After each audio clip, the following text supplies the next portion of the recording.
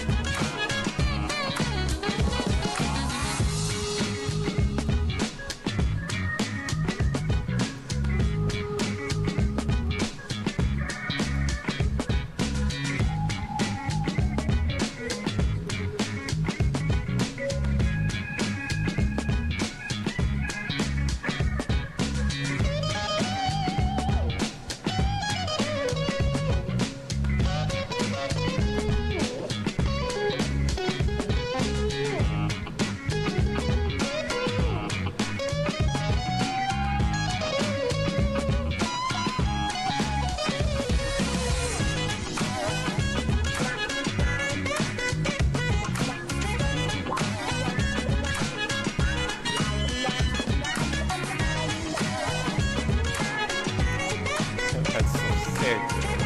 That's so sick.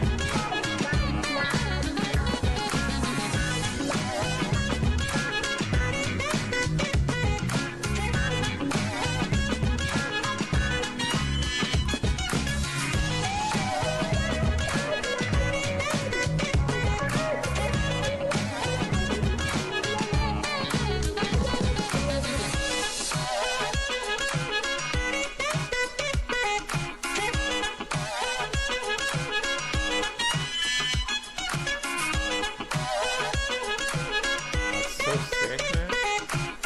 Sick that is. Fuck yeah.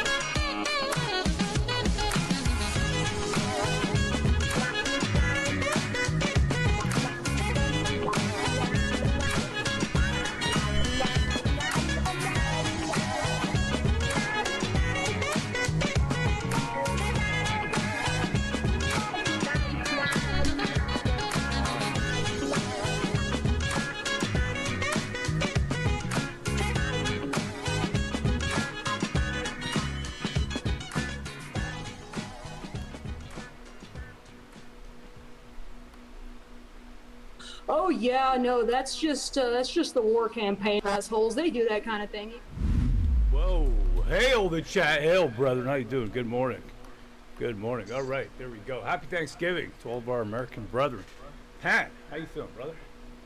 Great. Happy Thanksgiving to our American friends and happy Gobblegate to the international community. Hail. Hail, brother. Just doing my shirt up. I was just, just okay. Yeah? Yeah. Getting ready. Yeah. Get ready. Okay. Hail the chat. That's right. You know what I mean? I'm totally dedicated to being on time. You know what I mean? I'm just going to put. We are? Yes. I'm 100% dedicated to being on time now, so that even if I have to show up to work on a day off, you know what I mean? That's just what it is. Hail Gats, you know? You were telling me that today is a big day for you, right, Gat? It's a huge day, man, Thanksgiving. Not a huge day, but this is the only time in however 40-some years of my existence, right, that I've had to get up early on Thanksgiving. But I'm here. You're welcome. So, we're here to work campaign on Thanksgiving, bro. So let's do it. That's right. Hail, brother. Hail, brother. You know what? That's what it's about, man. I mean, at the end of the day, right, what is Thanksgiving for? Is it for spending time with your family or spending time with your internet family? You tell me, which one is it? Well, there's a little time for both, you know. Hopefully, all of us Americans, you know, are gonna see some family, or at least talk to your family today. Wish them happy Thanksgiving. Be thankful for what we have, even though the world has gone to hell in a handbasket. You know, we still got to be thankful for those that we have, those things that we have. It could be much worse. That's right. You got it, man. You got it. And you know what? Personally, the Middle Eastern conflict has affected me personally. It's really affected my mentality. So. Personally, wow. Yeah, it has. You can't tell? Sure has, brother. Yeah, no, I think I can tell by the way you've styled your facial hair. Maybe, you know. You like it? Looking good, brother. It's the first Yeah, time that I do. I've actually. One second. How do I do this? Okay, I think that's a little better. I'm just in center, right? Yeah, you're looking good. Okay. Symmetrical. Symmetrical, right? Symmetrical. And I gotta say, man, there's a lot. I got a lot today. I got a lot of great stuff for you today. Maybe the first, maybe the first thing that I think we'll open it up with is Rob Schneider. I think I like what he said here. Here it is. Oh yeah, okay. Rob Schneider, famous comedian from ex-Twitter of Deuce Bigelow fame, he says, "This free speech is all speech, even the stuff you loathe and the stuff I loathe. That's the stuff that needs protecting. Let's let ourselves be challenged on our own ideas, improved by discourse and debate." Absolutely. Hail Rob Schneider. Yeah, I really like that, man. I really like that. I like what he's saying here. It is, it's important, man. It's important, especially Schneider. Schneider is also the name, right? It is a Jewish name, I'm pretty sure. Also the name of is it? fantastic, Okay. yeah, hot dogs. Schneider, isn't it? Hot dogs, no? Hot dogs and Jewish Jews. Fantastic combo. Yeah, fantastic combo, right? Because Kosher. right, because you got this guy over here, Thomas Massey, and he says, Protesting against a war, advocating for war on a particular country, choosing a side in a war, and criticizing the tactics of war are all protected speech in the United States. Opinions on war need not be popular, nor must they be approved by the government. Yeah. Exactly, man. I like that. Free speech, it's all speech. I mean, we say this all the time, but, you know, we've seen also Governor Hochul. This is the governor of New York State. Thank you, Nick. Yo, brother. Coming out actually pretty vociferously. I think that's how you say the word. Vociferously. Okay, which means in a loud and forceful manner. Yeah, that was a good usage of the word. Against, let's say, for specific information to be put out there on it. Okay, for specific information to be put out there. Here, I'm going to give you a little bit of that. So I got this over here, and here it is. Division of Homeland Security and Emergency Services to develop media literacy tools for K through 12. Is it just me, or is her voice really sensual? And is that just me? I think it might just be you. Yeah. In our public schools. This will teach students and even teachers to help understand how to spot conspiracy theories and misinformation, disinformation, and online hate. Start talking about what we're seeing out there. Is it just me, or does she sound almost like FJB? I mean, what I'm noticing right here, and I'm not trying to be mean, I say this only because it is the International Day of Celebration known as Gobblegate to War Campaign. It's a tradition of ours. I'm just going to say, out of pure observation, this woman has quite the turkey neck. Yes, right. So give us a little bit of background about what Gobblegate means to us. And Gad, if you'd be so kind as well, brother. Yeah, well, let me give the origins real quick. Like, there was this person in the comics world, independent comics. Her name was Sashi, and she's a real weirdo degenerate, and she does really weird degenerate things. And she didn't like Roe back in the day. And what she would do is she would tweet really nasty things at Roe, and then she would delete them from Twitter, from the internet. And, you know, this got our attention. And we noticed, you know, that she had what we call a turkey neck. So it was a big meme in the war campaign world and inspired the creation of Gobblegate. Hail, brother. That's right. Gad, if you'd be so kind, Hail. man, give me your take, your feelings, your feats. Well, Gobblegate to me means not having to get up early in the morning. But here I am, brother. Let's work here. We got to celebrate. Hail. don't do this to me. Come on, come on, man. No, look, Come on, bro. Gobblegate holds a special place in my heart. I can't remember who actually came up with it. We're probably sitting in our Discord. We all were just kind of laughing at the jokes, but yeah, man, it's like it's more than just about one person too. Like it started about one person being rude to you, but it's about all of our enemies who kind of are going to get gobbled on. Come Gobblegate. I would like to put people's heads on turkeys and make little memes, and it's just a fun thing. You know? Yeah, it's like Christmas. You are the cucks out there, those war campaign detractors. You are our Thanksgiving feast. Hail. Hail, brother, you detractors. Anyhow, so basically, Governor Hochul, beautiful woman, amazing turkey neck, wood smashed, that's right, reanimated, absolutely. Give the teachers the tools they need to help these conversations in school. And by teaching younger New Yorkers about how to discern between digital fact and digital fiction, we can better inoculate them from hatred and the spread of it. Inoculate? Yeah. Uh-huh. And help prepare them for a very fast-moving and often confusing world. You guys say, right, and you and Guy, you're always like, Nick, Canada this, banana but look at this. I just want to point to this exhibit A right over here of a detractor. Okay, so you tell me what that's all about, brother, because I'm hearing a lot of socialism in this wonderful lady's voice. Here we go, a little bit more. I can explain it. Yeah, please. Well, so Bro, it's like 5 a.m. there, bro. Thanks for tuning in here at fucking 5 a.m., especially when there's facility double might get untied. Americans And don't even consider those states to be like real states in America. That's not America, basically. They're not considered to be real. I real don't. things? I don't speak for Pan, but that's not real America. California and New York is not real America. It's parody of America. Yeah, like because the cities, they get all the attention, and everyone thinks that the state is like the city, or whatever. And in most places in the United States are not this liberal. It's just Is it just me, or do I kind of look like Viva Fry right now? What? Viva, are you gonna do concern face? No, but don't I? I feel like I look. Anyhow, okay. If Viva Fry had a cooler mustache, yeah. So much of this hate originates on social media platforms like TikTok, who refuse to take action necessary to protect our children and young people. Just look at what happened this week. A prominent message shared on TikTok was one from none other than the mastermind of the 9/11 massacre of thousands of New Yorkers, Osama bin Laden. Sir, what? Hold on a second. Bin Laden has got a TikTok? Isn't he? Osama?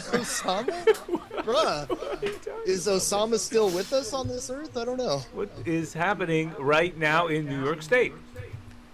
It was shocking to see young people extolling the virtues of a terrorist pink kingpin.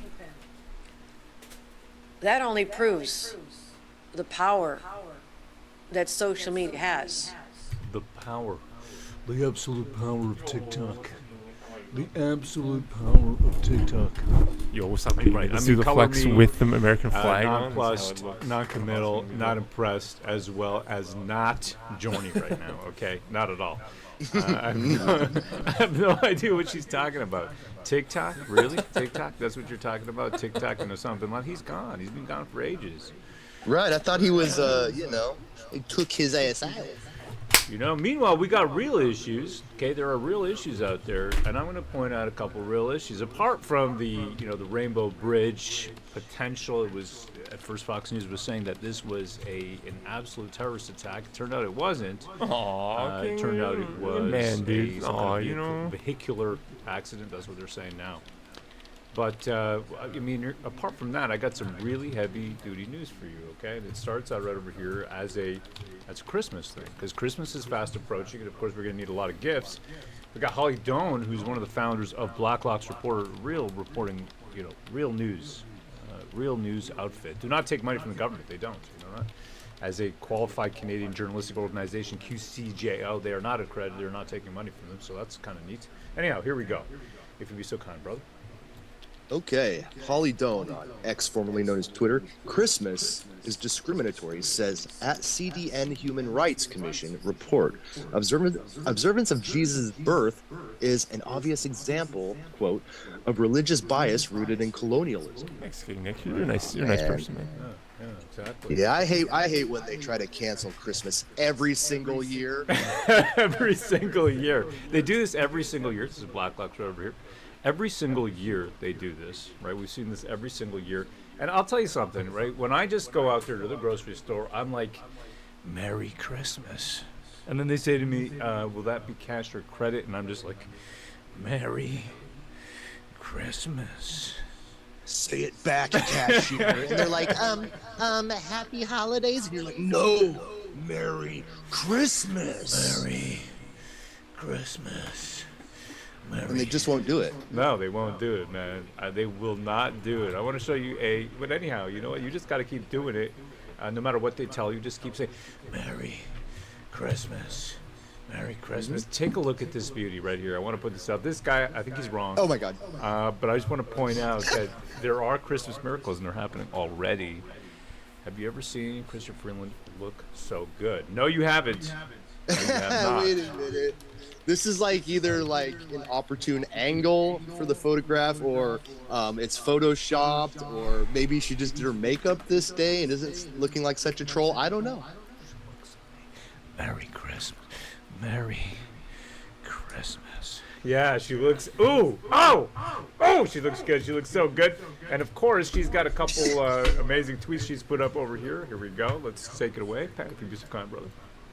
Okay, we have Christian Freeland. She says, Canada is not and never has been broken. That's right. Exactly. Yeah, totally. And then she goes on about blah, blah, blah. Generations of Canadians identify as Ukrainian.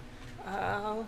And she's still on the Ukrainian thing? Holy smokes. Oh, yeah. She loves Ukraine. And she goes, you got another one over here, if you'd be so kind, brother. Ukraine is so passe. I mean, Ukraine, right? And she says, for generations, Canada has been a place where if you worked hard, if you went to school, found a good job, and squirreled some money away, there would be a home that you could afford. I like the word squirrel your money away. Right. Squirrel. Bruh. I like that, man. It's like squirrel these nuts. I'm squirreling these nuts, baby. That's right. Squirrel these nuts, Canadians. Red is the color of the gods, says Terry. Hail, brother. That's right. Red is the color of the gods. Canadian Tire said Christmas in their ads, says Stephen with an S. Oh, that's interesting. Huh. Yeah, that's right. Barrick the Red says Rolex, a bad girl in a tight red dress with a lot of cottage. Is she a bad girl? Or is she just like, a troll? She's a bad girl. She's a bad girl to the Canadian debt. Yes. She's a bad girl. All right, here we go. We got from CBC. Okay, our favorite Canadian cucks, the CBC. Canada's debt charges are ballooning as Freeland tables a gloomy fall economic statement. Ottawa to spend $20.8 billion more than expected over the next 6 years and posts a $40 billion deficit. Oh, well, that's nice. Oh. Yes, baby. Feature video. I'm actually, in an appropriately humble way, she says, really confident about Canada, says Finance Minister Mr. Brilliant, right? It's a challenging world, but there's truly no country in the world that is better positioned to get through this uncertainty than our own. Oh my God. She's so... $40 billion in debt, and I'm so confident about it. Is it just me or have her bubble on? It's gotten bigger? Wait a minute. What is going on? Like, okay, they've given her like some sort of glow up makeover, I think. They're like, we need to change this troll's image, maybe. And it's working for Roe. It's working. Look at Trudeau's face next to her, right? She's like, look at me. He's trying not to check her out. Yes! A diaper full of cottage cheese is even with us. Yes, you got it, brother. I'd do her if I was you. Says unknown last name. That's right. Yeah, you got it, brother. I think I threw up in my mouth a little. Says Northern NY Turbo and Fab. Whoa. Me too, easy, brother. She's not a dude. He's not interested. Says Greasy. Yes, indeed. Oh. You got. Okay. Well, blah blah blah. The debt. Blah blah blah. We're poor. blah, blah, blah. You know what I mean? I mean, what else is new? Right? What else is new?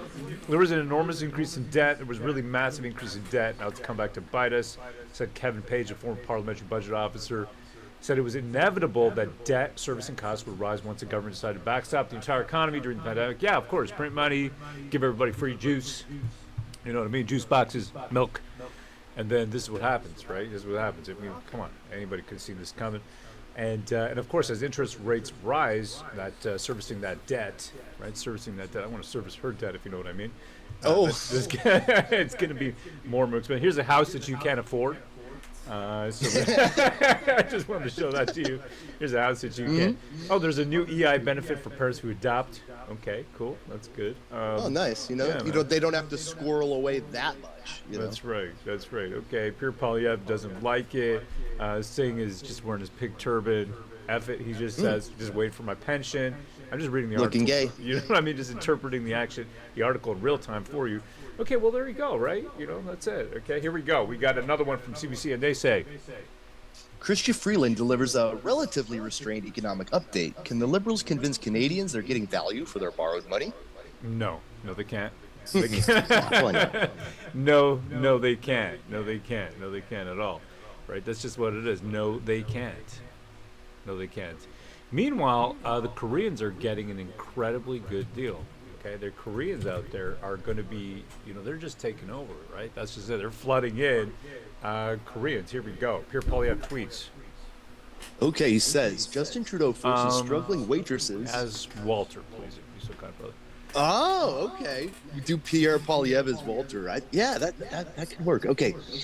Justin Trudeau forces struggling waitresses and small business owners to pay $15 billion in higher taxes to fund jobs for 1,600 foreign workers. He leaves out union workers. He leaves them out in the cold. Right. Okay. So there's a EV battery plant, of course. There's there's multiple, but Windsor Police, it says over here from Golden Mail, expects 1,600 Koreans to work at EV battery plants.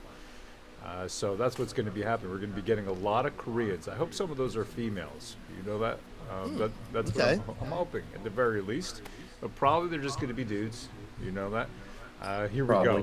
Yeah, exactly. And CBC, they got a great slanted title right over here, if you'd be so kind, brother. You said slanted. South Koreans are eligible to work at Nexstar EV factory under Harper-era free trade deal. 2015 Canada-South Korea trade deal labor mobility provisions permits South Koreans to work at facility. You know what? I had a young girlfriend at one point, and she, legal age, and she was a big fan of these Korean series. You know that? They're all over the internet now, Korean series. Oh, okay. Yeah, I've heard of like some of their like sitcoms and television shows. They do like, what was this, Squid something? Yeah. I never watched it, but it was pretty popular. That's right, man. You got it, brother. You got it. And of course, last show we covered that Pierre Polyev was really, virtue signaling. He's like, and the nurses should have jobs. It doesn't matter if they're taking a shot or they haven't. They gotta have jobs. And the nurses should have jobs. Right, the nurses should have jobs. Okay, here we go.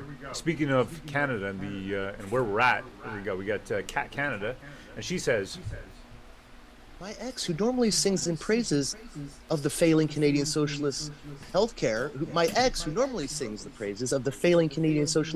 system because it's free, landed in a hospital in the U.S. After being there for a few days, he said it's like being in a hotel with great room service. yeah, baby. He now has to be medevac to a Canadian hospital where he was told he has to wait much longer for the surgery he needs. After seeing the disparity between service in the U.S. hospital and our own Canadian hospitals, he wants to buy a membership in a private medical facility. LOL. Sometimes a person can only be educated by experience. Again, I'm not against people taking it. I'm against discrimination, like I swear. At Desert Springs Hospital in Vegas. That's right, in Vegas for a while. Right. That's. And I'll tell you what, it wasn't a hotel, so, it really wasn't. It was a hospital, but still, our hospitals are not good here at all, and we're not, and the people are waiting for care forever. That's for sure. I would love to be able to pay and just get the service that I need. That's just my take on it. And a little bit of reality for you. Now let's move on, okay, to the Middle Eastern conflict, where we've got this meme. If you'd be so kind, Pat. Okay, is this like from a soccer game? What's going on here? It says Yele hashtag Free Palestine. What does this even mean? I don't know. It's a meme, bro. You got to interpret it yourself. What is this? I'm not up to speed on all the ins and outs of the Israeli-Palestinian conflict, so I don't know. It looks like he's trying to get a little close to the dude's butt, let's say. Yalla, yalla, yalla, yalla, right? You know what I mean? That's what they say over there in the Do they? Right? Yeah, absolutely. We got Melissa Lantzman, all these guys, her and her crew, right? They all went down to Israel and they did this great photo right over here. If I'm just gonna try to zoom in on that photo. Okay, there we go. So look at that over here. You got Michelle Rempel Garner looking a little bit overfed. Okay, let me see if I can just open up that image here. Oh. I don't know if you can see. Oh, Is that the Wailing Wall? there goes my whole internet. You know what I mean? Oh, there we go. It's back. Okay. Bloop. Yeah, exactly. Can you see that right there? She's looking overfed. Michelle Rempel Garner. I actually met her here in Ottawa. She's not as well. She wasn't as large at that time when I met her, but of course, living high on the hog will do this to you. Somebody once told me the bags is safe and healthy, so take it like a good boy, they said. Now they're looking kinda dumb with their veins all stuffed with gum and the morgue filling up with their dead. Well, the jabs start coming and they don't stop coming. Jab to the max and they hit the ground mumming. Did it make sense not to stay pure blood? The heart's all stopped and the blood's like mud. So much for safe, so much for free. So what's wrong with taking the backseat? You'll never know that it's all faux. Cause you're dead now, the end of the show. Hey now, you're a vax tart, get the next jab, go boost. Hey now, you're a corpse tart in the mass grave, transduced, and all your bodies are cold, slowly breaking down into mold. It's a cold place, and they say it gets colder. You're jumbled up now, no way you're getting older. But the media men beg to differ, jabbing all the pros with the miracle elixir. The ice they skate is getting pretty thin. The blood's clotting up, so you might as well grin. Their heart's all mine, how about yours? That's the way they like it when you fall on your sword. Hey now, you're a vax tart, get the next jab, go boost. Hey now, you're a corpse tart in the mass grave, transduced, and all your bodies are cold, slowly breaking down into mold. Go for the boost. Go for the boost. Go. Go for the boost. Go. Go for the boost. Hey now, you're a vax tart, get the next jab, go boost. Hey now, you're a corpse tart in the mass grave, transduced, and all your bodies are cold, slowly breaking down. Somebody once asked, could I spare some blood? No cap, I need to get myself away from this pain. I said, kick, what a concept. Then I walked while he cried and wept, cause every factoid is dumb and deranged. Well, the clots are coming and they don't stop coming. Clotted to the max if they fucked up their plumbing. Did it make sense not to stay pure blood? The heart's all stopped and the blood's like mud. So much for safe, so much for free. So what's wrong with taking the backseat? You'll never know that it's all faux. Cause you're dead now, the end of the show. Hey now, you're a vax tart, get the next jab, go boost. Hey now, you're a corpse tart in the mass grave, transduced, and all your bodies are cold, slowly breaking down into mold. And all your bodies are cold, slowly breaking down into mold.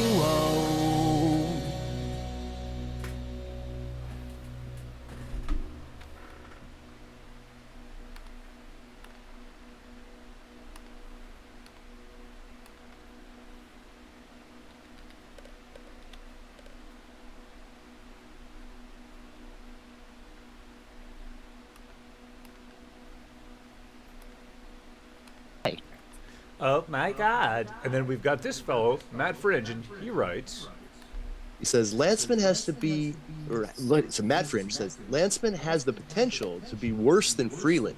Polyev has the potential to be worse than Trudeau. All of them are obviously creating division by siding with warmongers who want to genocide the other. All the chaos created by these globalist traitors obscures the real plan. The 2030 agenda, one world government. Scary. Scary stuff. Right, okay. I thought that was an interesting post. I thought that was quite interesting right there.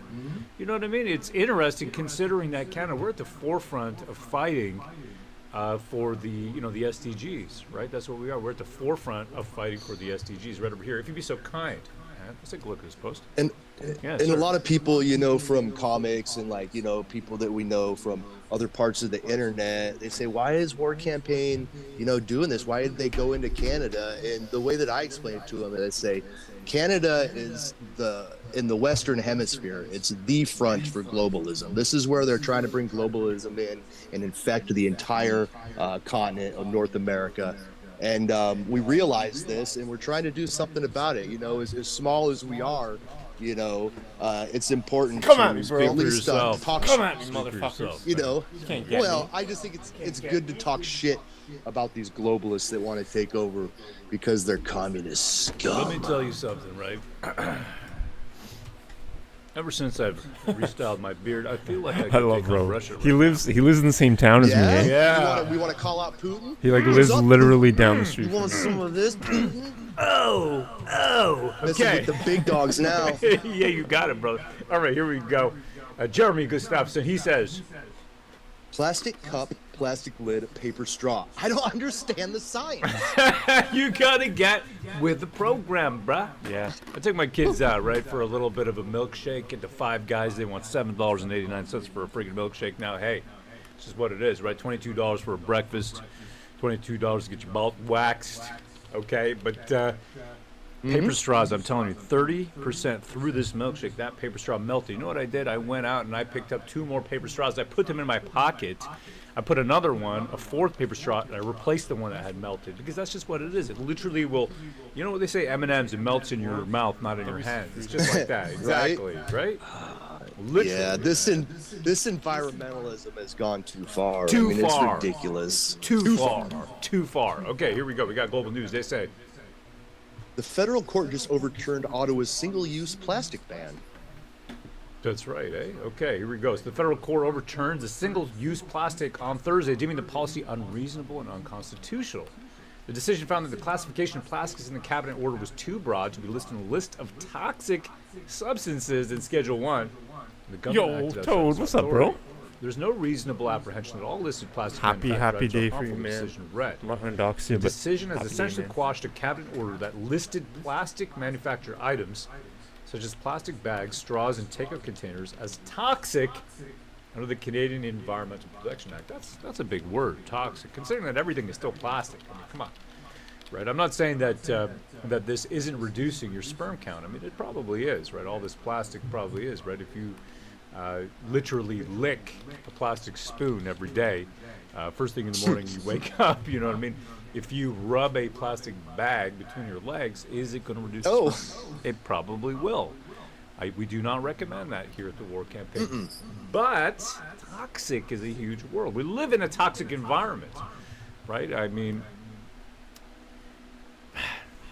I feel like my relationship with the Canadian government is a toxic relationship. You know what I mean, Pat? We live in a toxic environment. We just do. Indeed. Yeah. No, I'd say so. I mean, it's no good. It is no good. It is no good. And interestingly enough, of course, as you would imagine, the case was brought by the Responsible Plastic Use Coalition and several chemical companies that manufacture plastics. Yeah, exactly. Lobbyist groups, of course. Okay, I didn't even know this. Just look this up, just out of curiosity. Responsible Plastic Use Coalition. Sign me up. Sign me up, bruh. Sign me up. You're irresponsibly using that plastic, and you have been warned, sir. Only one warning. Let me tell you something, right? These environmental groups have gone too far, and the European Union agrees, not just with the Responsible Plastic Use Coalition, I'm sure they do, but I like over here, look at this, you got this Oriental woman, and she's like, yep, the plastics are being created just on schedule. plastic products depend on you. There are many products that, no, plastic products you depend on. Okay? Meet the coalition, blah, blah, blah, stay informed. You know what? Sign me up, bro. Sign me up.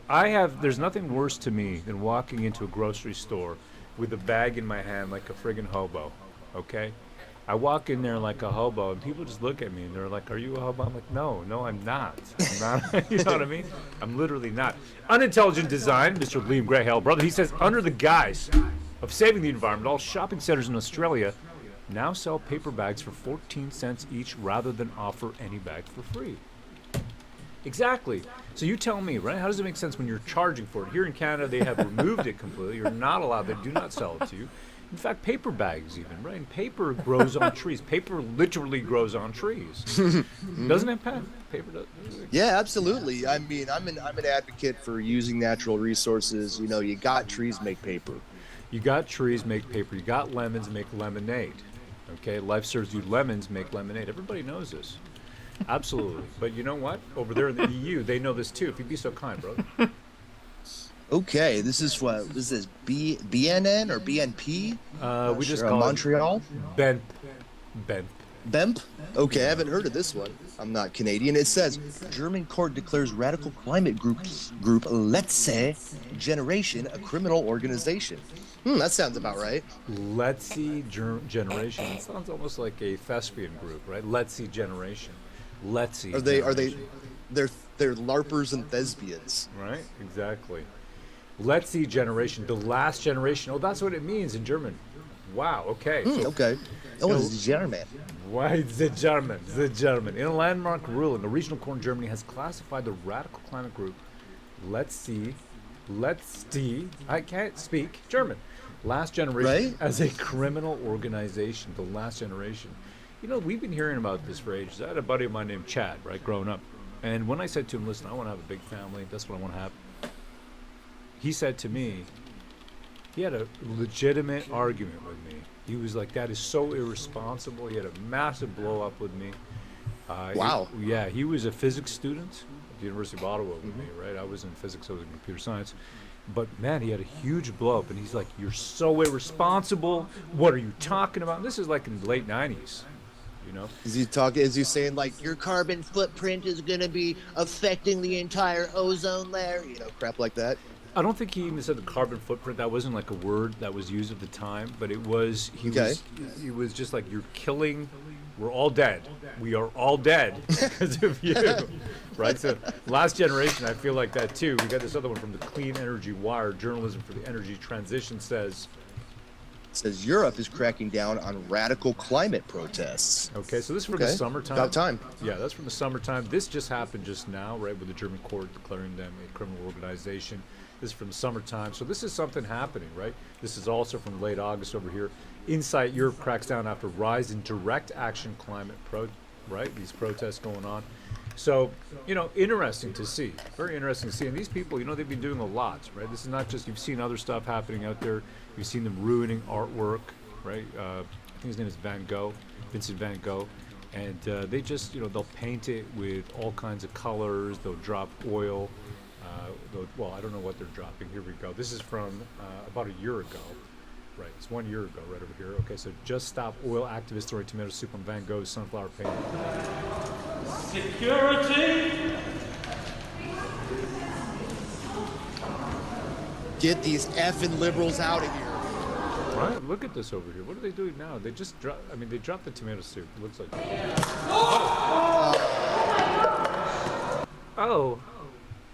Oh. Wow, is that a Van Gogh? That is a Van Gogh. No way. What? Man, I can't stand these freaking activists. I mean, You can't, huh, Pat? You don't like it? The SJWs like this. Art or life? Is it worth more than food? Worth more than justice? Are you more concerned about the protection of a painting or the protection of our planet and people? Go get a sex changer, weirdo. I never thought anyone could be as annoying as Greta. Let me show you some. Way more annoying. By me. I'm actually more concerned with art, okay? Art is life. Let me tell you that right now. Art is what stands the test of time. I am actually more concerned with art than life and protection of the environment and the earth itself and the human race. I'm more concerned with art. I am. Because I feel almost like, Pan, and we've had this discussion before, that we are artists in a world without art. Right, like we kind of like have different perspectives on this. Rose says, you know, we're artists, and I'm like, no, we're just trolls. Not yet. Out his shoulders. No, he's doing the what is that? The military. We are artists. Pull-up I am more stance concerned with art. And I'm gonna show you a little bit of art over here. My daughter has been working on. I got a thirst. Okay, and they're probably gonna ban us for this eventually when we put this out right over here. But my daughter is 16. She's beautiful. She is intelligent. She is learning to color comic books, and we're coming out with a book called Racist Angel. That's right. She comes down from heaven, and she does not understand all the rules that people have, and that's what we're doing here with art, right? We're challenging what you think. We're challenging how you see things, right? Say a word. Say the N word right now in your head, and now say it out loud, unless you're at work. Dude, look at dude. Say like, that word. That word has so much meaning, doesn't it? It has so much meaning to others. It's fucking incredible. These fundamentally are just the utterances in your mouth, right? Say it with a hard R. Say it with a A. Say it silently. Say it loud. Say it proud. But the racist angel, she comes down from heaven, and she doesn't even know. She doesn't know the rules. She doesn't understand the rules. Her best friend's a black dude, and she calls him my N-word, right? But he corrects her. He goes, "Look, you got to use the A." Stop giving away my book, damn it! No spoilers. All right. No spoilers. All right. Anyways, so here's what we're doing with this. We're challenging the restrictions that woke people have put on, and woke culture has put on art, right? So, in this meeting of comic books, this is what we have seen. This is what what War Campaign's about. We came together because they were ruining comic books with this woke stuff. And now we're doing something to directly challenge that. A lot of people like to talk how they're fighting a culture war, but they haven't done anything but complain and whine. We're going to do something about it finally. That's right. We're going to do something finally. Right? We're going to make a solution. That's what we're going to do here. Anjali Paul, my sister, she says, now you're hurting Gat's RT side. You got it. It's okay, sister. We can always make more Van Gogh now, apparently, Bro in loves to give away all mine. He wants me to give away my entire book, like all 24 pages. No one, like literally no one has any reason to read it then. And like, I had an argument with these guys in Discord one night, and they're trying to want me to give away the ending to my book on the page, the campaign page where we're trying to help. Take it easy. It was Nick and Roe. Nick and Roe ganged up. You guys. You gotta give away your ending, Gat, because no one's gonna buy it if you don't tell them the end of your book. And I blew up one night, like I went off, like totally. No spoilers. No spoilers, not the ending. You know what I mean? Ange, my sister. Right, I call her Ange, so I have a hard time even saying her regular name, Anjali. All right, one second. Anjali. It's so good. Ange, my sister. This one's really says, good, too. it's okay, Gat, This one's I'll like still read it. amazing. And then she gives you a purple heart. I'm going to do one more. Here she is. Let's take a look at it. it. Here's my daughter. She's coloring. Racist Angel. Let's take a look. She's like, make them bigger. Bigger. So this is her right over here. My daughter, you hear me? She's not quite sure. For her, it's... And you know these guys, these came in America. Okay, we're looking at... This is another team of artists, a group who made this over here. Another company, and she's learning how to color, looking at the color values. Van Gogh really put it together. She wants it. No way, really? Make it pop, right? That's what we're doing. I did not know that. Okay. You know what? Sounds Imitation. Like, wrong being homosexual. I was gonna say slander, but right? That's what they nothing say. wrong with being homosexual. Right, and for her, you got to remember, for a youngster, coloring boobs, it's a little bit weird. There's no doubt about it, but that's art. You know what I mean? That's just art, right? Here it is over here. All right, one more. See that right here? Wow. So I know we're going to piss off a lot of people with the content. There's no disrespect at all to religion, any kind of religion. If you'd be so kind, Gat, maybe just to give us a little bit here without spoilers. Can't find it. Where is it? Yeah, so like I was saying before, this book is going to challenge what the industry now produces. Marvel, DC, they would never touch this book in a heartbeat. I'm probably going to be unemployable after this. It's a really cool story, though. You know what I mean? It's fun. It's comedy. It's a parody. We have the angel. You see this page. It's Angel and Jesus, and they're kind of hanging out, having a good time. And then they get into a little bit of trouble, right? And so the angel gets kicked out of heaven. And like Rose said before, she can't quite understand what's going on Earth. You know, humans are really confusing, and she's trying to navigate this new world and be a part of it. And so, yeah, there's some stuff that kind of happens, and she might say a few bad words that people don't like. Let's put it that way. She will say bad words. This will be the first time that you will ever see this kind of wording in print, and we're gonna do it. And I'll tell you what, we are totally prepared to be I was just thinking about life. that before stream. Gat, you're unemployable. Pan, you're unemployable. Mm-hmm. I'm also unemployable. That's just what it is. And look at your new mustache. Yeah. And look at your mustache, bro.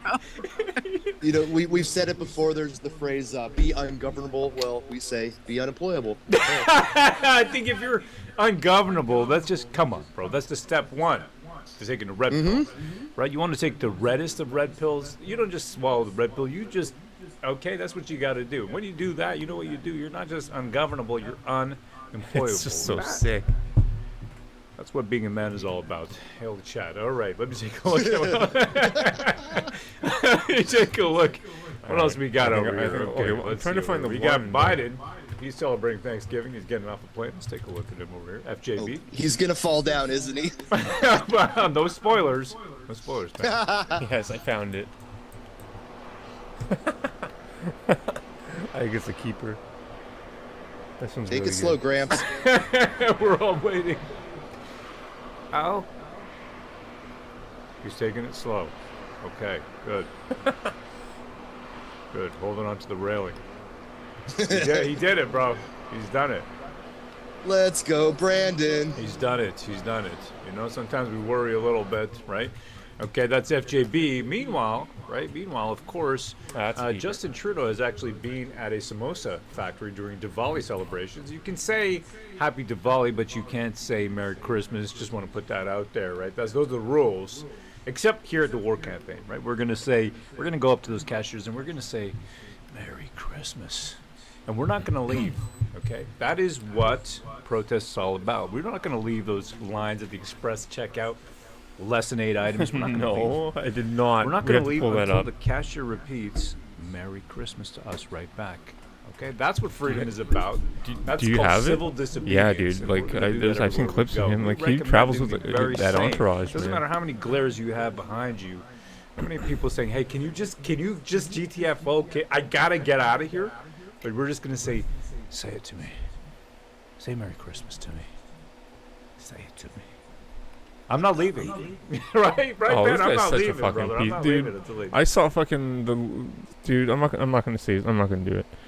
I saw a fucking Stericycle guy at a food bank, and they did like they took a photo of him like cutting vegetables for the food bank. This guy's such a fucking asshole. Like in life. Like just such fucking bullshit, man. All right, what am I doing here?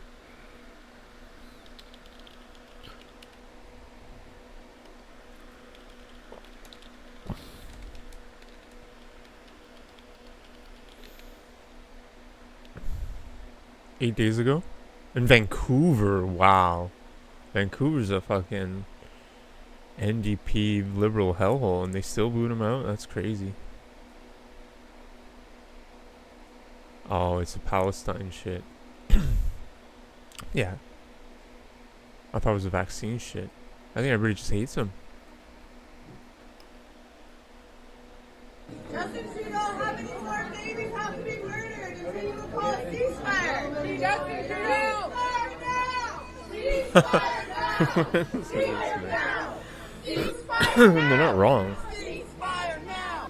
How many children have to die before you call for a ceasefire? Ceasefire! Look at us, Justin! You're killing kids! Ceasefire now! Ceasefire now! Ceasefire now! Shame on you! You have blood on your hands! Call for a ceasefire! Call for ceasefire! Call for ceasefire! You have life on your hands! Ceasefire now! Ceasefire now! Oh my god, it just goes on and on. Now! Holy shit. Ceasefire now! Ceasefire!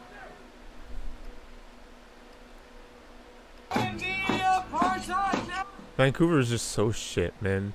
Vancouver's so fucked. Like, it's just so fucked, man.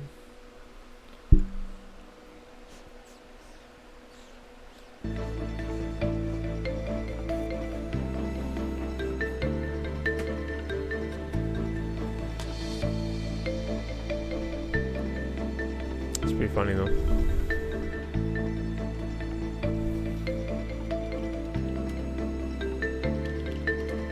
Since October 7th, we've seen a significant increase in the numbers of people.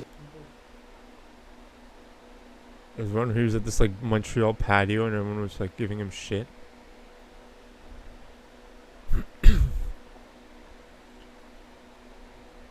Oh, you know what we're gonna do? We're gonna watch our man, Mad Max. That's what we're gonna do. We're gonna watch our man. I think we're gonna watch the rest of this.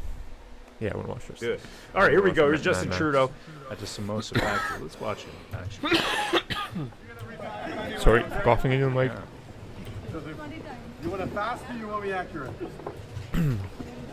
Here, put them into mine. That way, that makes sure they're gonna have to double the work anyway. No, well, they say.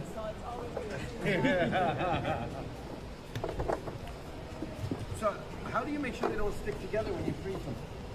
They don't actually. Look at this, man. This is amazing. They're partially fried. Oh, that's good. This is the hardest he's ever Well, worked. they're against a This guy's ceasefire. loud, bro. You know what I mean? love They're not it. wrong in that. They're against a ceasefire. Samosa. Samosa. Samosa. Can you just GTFO with your samosas? I don't even know what a samosa is. Oh, You know man. that? What is that? Samosa is like a Jamaican patty, but made in the form of a triangle. Like, is it meat? Oh wow! You can get meat samosas. You can get vegetable samosas. I'm a meat samosa guy. You know, it's just like a Jamaican patty, but it's made in Pakiland. That's really all it is. Nice. Yeah. Oh look, Jamaican hold on. food's really good. If you're ever in Jamaican, He's a ask globalist for puppet. oxtail. It's amazing. Yeah, man, oxtail for sure. Check it out. 10, 3, 4. Shit, that's plenty. Did he just say the show word? Did he just say the show word? Is he cussing? 3, he's having a hard time, you guys. He's having a He's hard got dirty mouth. 3, Oh, dude. 50. He's a comedian, bro. He's a comedian. He's a comedian. 60. They're like, oh, you're so funny, Mr. Prime Minister. This guy's such a fucking little bitch. Trudeau. I like that. That's great, Trudeau. You're an amazing dude. Thank you so much for being such a great guy, an absolutely fantastic guy. Meanwhile, while that's happening, okay, while that's happening, we got over here. Look at what's happening on the ground over here. All right, let's take a look. Here we go. If you'd be so kind, Pan. What the? Okay, this is from the Yegwave person on Twitter, ex-Twitter. Scenes in Calgary during a pro-Palestinian protest. The video is trending after CPS took multiple people down, including a 13-year-old child. Whoa! What the? Oh my God. That's a good. Wait, why are the police beating so many little girls lately? And children? Because they don't fight back as good. The cops, dude. I mean, this looks like bicycle cops gone wild, right? Get back! Nice stripes. Stay back, I like the bro. leg stripes. Right? Stay back! Stay Seems back! like they're in the Navy or something. Right? Yeah.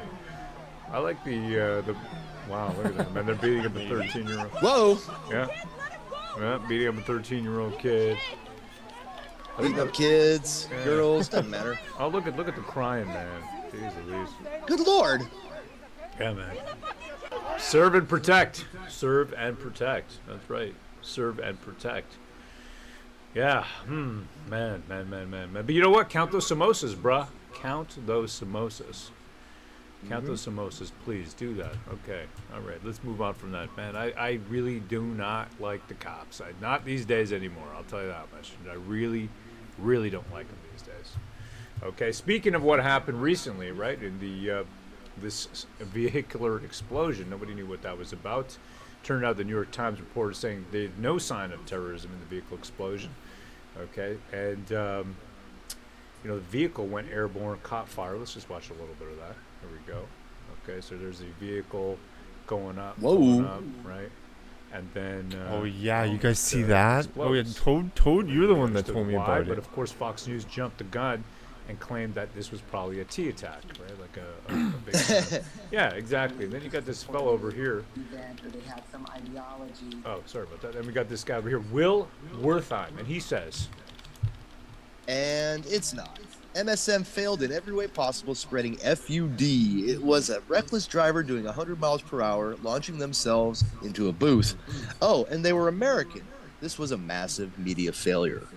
Yeah, I mean, my first clue was, you know, it was coming from the United States into Canada. Wouldn't you think if there was something was going to go down of a terrorist nature, it would be coming from Canada into the United States to maybe affect a Thanksgiving Day celebration, you know? So that right off the bat didn't make sense to me. Our buddy Nick says, you know, this dude was doing his best Dukes of Hazzard impression. well, there you go, right? There you go. You know, but of course, you know, the media, they just jump the gun oftentimes, and this is one of those cases, and people were saying, oh my, what's happening? Oh my God. You know, where are we gonna, what's happening to us? Absolutely scary, right? You know, sometimes it's going to be scary. That's just what it is. Okay, here we go. We got this account and wokeness, and they say, this is insane. Chicago is building a giant encampment for illegal migrants in the south side. When Fox 32 went to check out the site, news crews came to block off the cameras. Wow. Oh, right, illegal migrants. Here's the video. Let's take a look at this. They were out until 1 o'clock in the morning. But it's progress that on Sunday, crews were quick to cover up, just minutes after we got there. First, a water department truck was positioned directly in front of... Wow, okay. So there you go. Workers soon lined the fence with a black screen. As a taxpayer, they don't want us to see. It makes me feel horrible. I feel that we have a corrupt system. They are not listening. Ooh, everybody knows we got a corrupt system. See that? I like the cover up. I like the black tarp. You know, that's what I like to see. I like to see the black tarp so that the people can't see what's actually happening. I feel like this is, I don't know, it's just par for the course, right? Hide everything from They us. could have used that on the chain link fence at Parliament Hill during the convoy and the surrounding protests. You know, they really could have. The Canadians are going to have to step, the Canadian government's going to have to step up their game. You know? Right. Should have put a black tarp around the whole convoy. You got it, brother. That's right. All right, speaking of migrants all over the place, we got our international student influx in Canada, right? There's a ton of places in Toronto, other places all around the country that are, you know, they call them degree mills or whatever you want to say, and there's a stack of students who come in. They're able to work, right? Since since the pandemic, they're able to work jobs now, right? So they are, and it's a fast track to getting a PR, to getting that, to getting your citizenship, right? So here we go. And now CBC is reporting. Says international students advocates say Canada should permanently lift 20-hour work cap. Students say working more hours gives stability amidst rising costs. Stability for who, though? That's what I'd like to say. Stability for who? Let's take a look at the video. Here we go. All right. The past year could have been more financially stressful for Krunal Chavra. The University of Saskatchewan international student has about $40,000 in student loans. He paid off $10,000 with full-time work, but says he's feeling inflationary pressure. Chavra wants to see the federal pilot policy that didn't cap off-campus work at 20 hours per week made permanent. Why is there a CBC presenter with an obviously Indian accent? That's the first question I'd like to ask. Just weird. And also, just why is this entire room all pastels? Is it like Easter 24/7? What's going on? That's a good point, man. I like that. It's like an Easter egg in there. I'm looking at this right away, and I just can't feel nothing, okay? You want me to care? Come on, bro. You know what I mean? Think about this for a second here. Our own people are living in encampments over here. They have... I saw the bathrooms, by the way, at the new... what do they call them? box living. You know what I mean? Home Oh, Depot, yeah. build What'd you your- think? Build your own shed. Well, because we were asking. Remember the last show we were talking about this? We're like, where are these people actually taking a dump? Where are they going to the bathroom? Because you saw their little rooms. It turned out that they have like this row of bathrooms outside. Porta potties. Well, it's not even the porta potties. Like they've actually built like a little building. Like not a building. It's like a shed. Better than porta potties? Yeah. You know, and the thing is, I think this is really what's coming next, okay? And I spoke to a lovely woman, and she said to me, she goes, "Bro, listen, I am at this point, you know, I actually just pee in a bucket." Oh, okay. okay. And Wow. she goes, "That's Canada now, right? I'm peeing in a bucket." And that's a common thing. I think Canadians more and more are doing that. And I think maybe we're going to have to go to the Roman method, okay? Where, you know, they had these communal bathrooms, right, in Rome. Latrines. Right, exactly. The ancient Romans had these kind of things. And I think this might kind of make a comeback over here. Ah. Yeah. Just think about You this know, for a second, yeah. that's better, actually, than living in a tent in Hamilton and peeing in a bucket. Absolutely. You know what I mean? Canada is a bedpan, says Terry.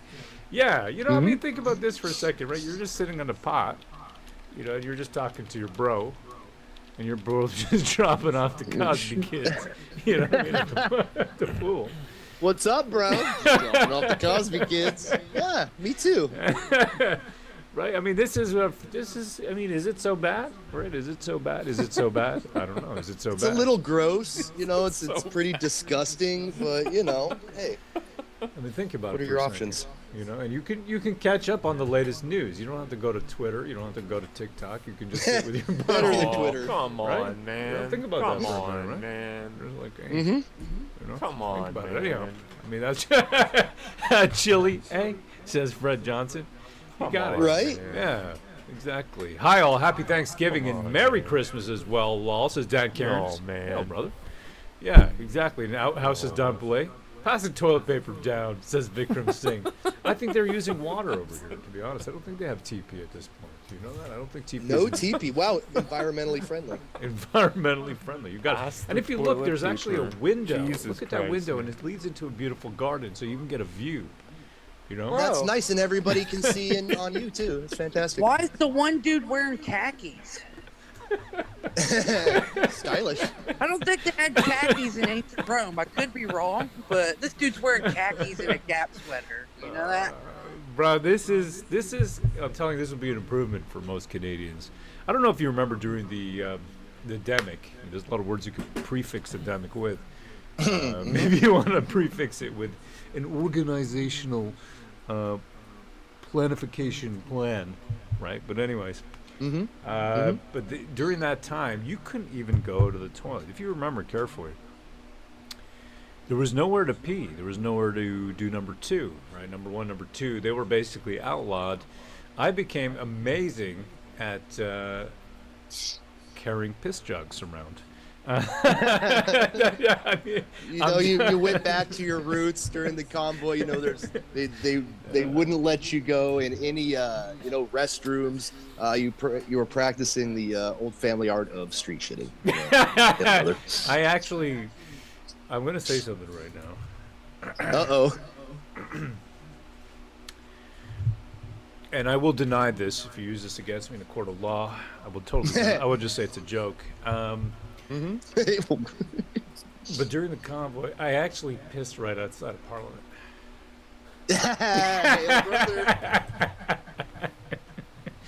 Yep, but I did it casually too. I was just like, fuck it, you know what I mean? Like, just saying. What do you mean? You did it like 4 or 5 times. Right? One of them might have even been on the live stream, you know? Brad Beer Hunter says piss jugging is a way of life. Hell, brother. SoCal, this is how liberals gather. They create a porta potty out of a city and then trade plans while shitting in the street. Hell, brother. Yeah, you got it. Nice being here, bro. All right, back to these immigrants crying. Oh my God, inflation. Well, why don't you worry about inflation in your own country? You know that? Why are you telling me? Why am I supposed to feel bad about you right now? This work at 20 hours per week made permanent. I have found myself in situations like that where I was like, okay, should I buy this or should I not? It's I have that discussion with myself every day. I literally have that discussion with myself every day. Should I buy this or should I not? You know what I'm saying? Bro! Oh, shut it. Bacon costs $7.89. A milkshake costs $7.89. A pack of eggs in Ontario I can get for pretty cheap, right? But I've heard in the West Coast, I mean, they're brushing up against $7. Okay, so over here I'm okay still for eggs. You know what I mean? But man, oh man, you know, should I buy this or should I not buy this? It is often a question in my mind. One samosa or one Jamaican party? Basically, put down to necessities and not like the wants. Other international students agree. I feel it's becoming more and more difficult to sustain. Not every grocery store are always on sale, having the products on sale. So I cannot buy my chicken feet. It's not available for my chicken feet. It's cost a lot of money. sometimes some healthier options might be a bit too expensive. Sometimes you just have to. Is that Tamara Leach? Is that Tamara Leach in the grocery store? Pat? Wait a minute. Wait a minute. Take the ones that you can avoid versus the ones that you really need. The rising cost of living is pushing many to. Why are these dudes wearing glasses and gloves and gloves and masks? What is this? 2020? Rely on food banks. A report from October shows national food bank use is at its highest level since 1989. Yeah, and you've been banned from using the food banks, right? They've been banned. They're being turned away now. Indian students are being turned away, and they should be turned away. You can't just come here and misuse the whole system. What are you doing, man? What is this? I really don't like this. I'm going to tell you something right now, right? How do I put this without sounding like I've got a solution?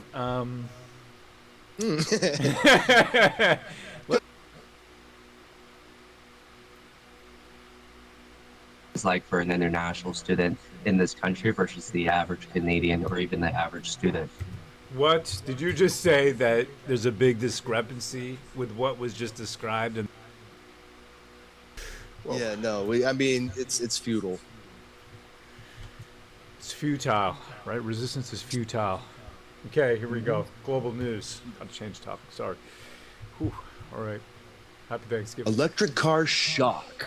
Ontario man told new battery would cost more than $50,000. What the? I just bought a new car battery for my car and it was $200. $50,000. You know, I dropped my kids off to their Aikido, okay, so I'm doing that. And there's a little charge station just nearby.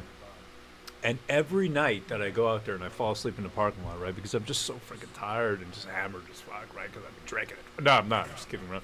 I'm just so tired, okay, and I'm just so tired. And I'm sitting there, and it's like I tell the kids, and I'm like, just call me when you're done. And then I just, like, zonk out, right? I'm so good at falling asleep anywhere at this point. But I can see that little charge station right there, okay, by the complex, you know, the recreational complex, and there's always a dude sitting there charging his car. And I'm like, damn, son, that is gay. You know what I mean? Like, you are literally, you know what I'm saying? Like, Electric vehicles are gay. I mean, they're totally gay. Bruh. Imagine that, Pat, just sitting there, man. It's ridiculous. I mean, it's such a scam.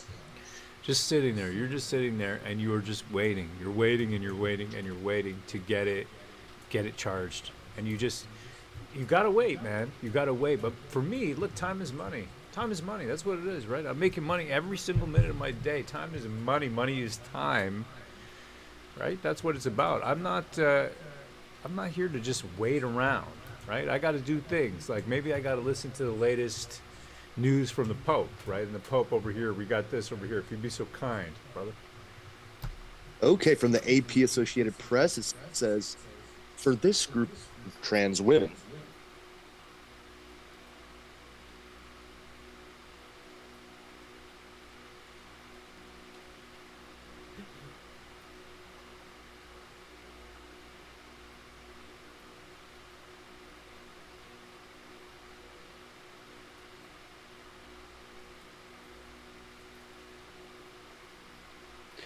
Hello and welcome to the Max Bernier Show. My name is Daniel Tyree. I'm the Executive Director of the People's Party of Canada, but today I am your host. We are back after an extended hiatus over the summer. We had a busy year. We had a Maxim's by-election campaign. We launched candidate selection process.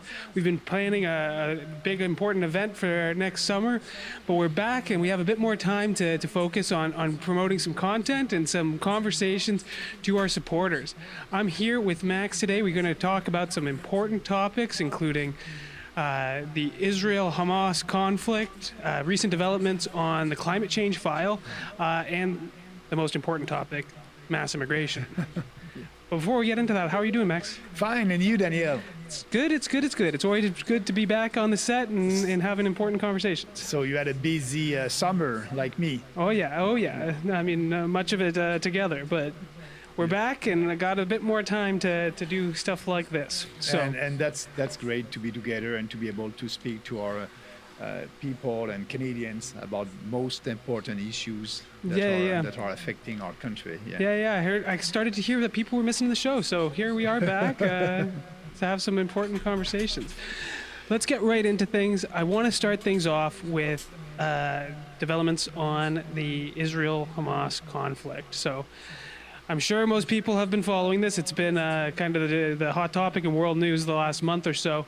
On October 7th, Hamas attacked Israel, and since then there's been an ongoing conflict between the two countries. You came right out of the gates with a pretty assertive Canada First position that kind of drew response from people in the mainstream media, people in the alternative media even. But I think it's an important position that should be part of the larger conversation. So can you kind of? Yes, I can explain a little bit our position, the position of the People's Party of Canada on that conflict. As you know, we created the People's Party of Canada for Canadians, and my main concern is Canadians and the safety of Canadians. And I don't want our country to be part of that conflict in Middle East. You know what is happening right now in our country with the inflation, the standard of living of Canadians is going down. That's our preoccupation, mass immigration.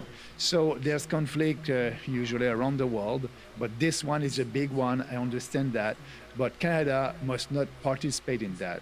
Our role historically is to promote peace and peacekeeping. Maybe we may have a role to play there, but I don't want our country to send money over there. And actually, it happened. The Trudeau government, I believe, sent a couple of millions of dollars to Israel.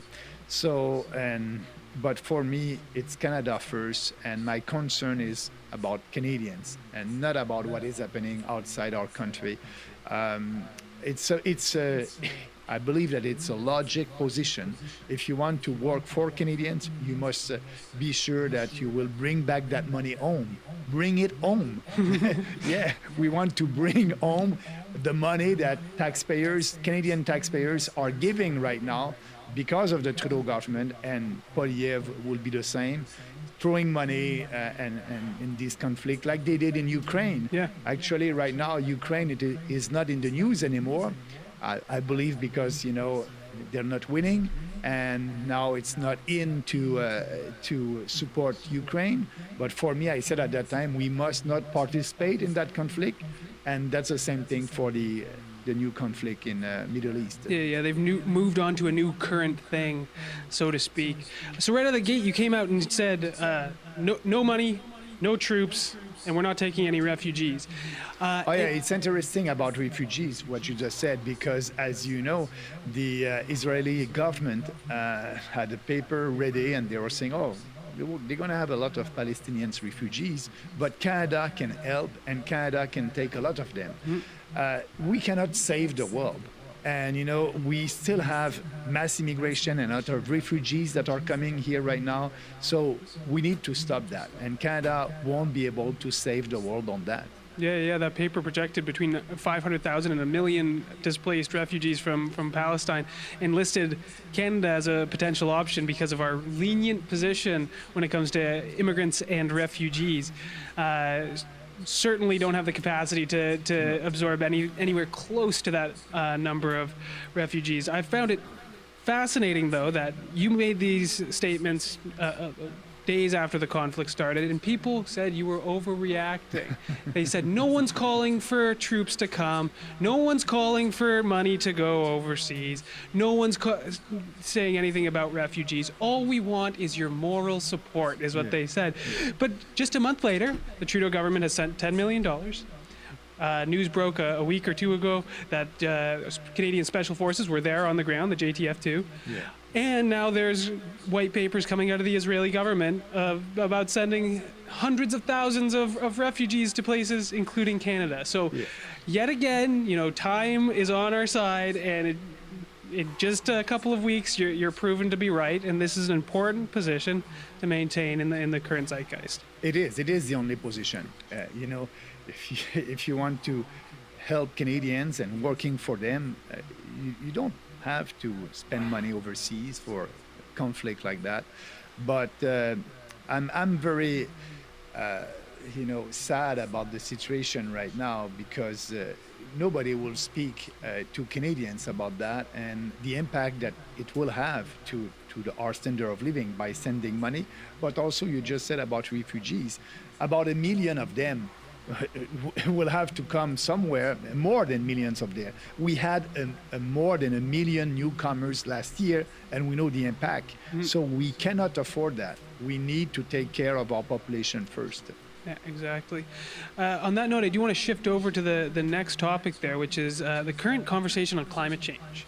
So a few weeks back, it was announced by the Trudeau government that they would be suspending the carbon tax for 3 years, but specifically on home heating oil. So this was broadly perceived as a sort of regional pandering to Atlantic Canada, where heating oil is one of the most common forms of home heating. So this was a bit of a controversy. The Conservatives started pushing to have this expanded to suspend the carbon tax on all home heating, not just home heating oil. So what do you think about this kind of back and forth between the opposition, the fake opposition, and the government on the carbon tax? But we must go back to the reason why we have a carbon tax. We have a carbon tax because the Trudeau government, Harper government, and Poilievre decided to sign and to be 100% with the Paris Accord. And that's why they need to do something to fight climate change. And Poilievre is saying, I won't impose any tax, but he will have to give money to new green technologies, and he will have a goal. So for us, that's not our discussion. The discussion is easy for us. No carbon tax, no Paris Accord. We will withdraw from the Paris Accord. We won't impose any regulations to businesses to fight climate change. We won't give subsidies to any business to fight climate change. So that's easy. The climate, as you know, there's no climate emergency in our country. We need to stop that. We need to have a real conversation with Canadians. But Poilievre is too chicken to take a position and saying, no, I won't sign the Paris Accord. Poilievre is a globalist like Trudeau, and we are the only national political party that is saying the truth. When your carbon emission in Canada is less than 2%, that's of the global emissions. Of the global emission. Yeah. That's it. You cannot, if you do everything, it will be only 2%. And the cost of these regulations, the cost of the carbon tax, imposing more cost on Canadians right now, when our economy is not growing, when we have the inflation, they're saying that the inflation is about 4%. But Daniel, you do your grocery, you pay your rent, it's about 8, 9, 10%. That's the real inflation.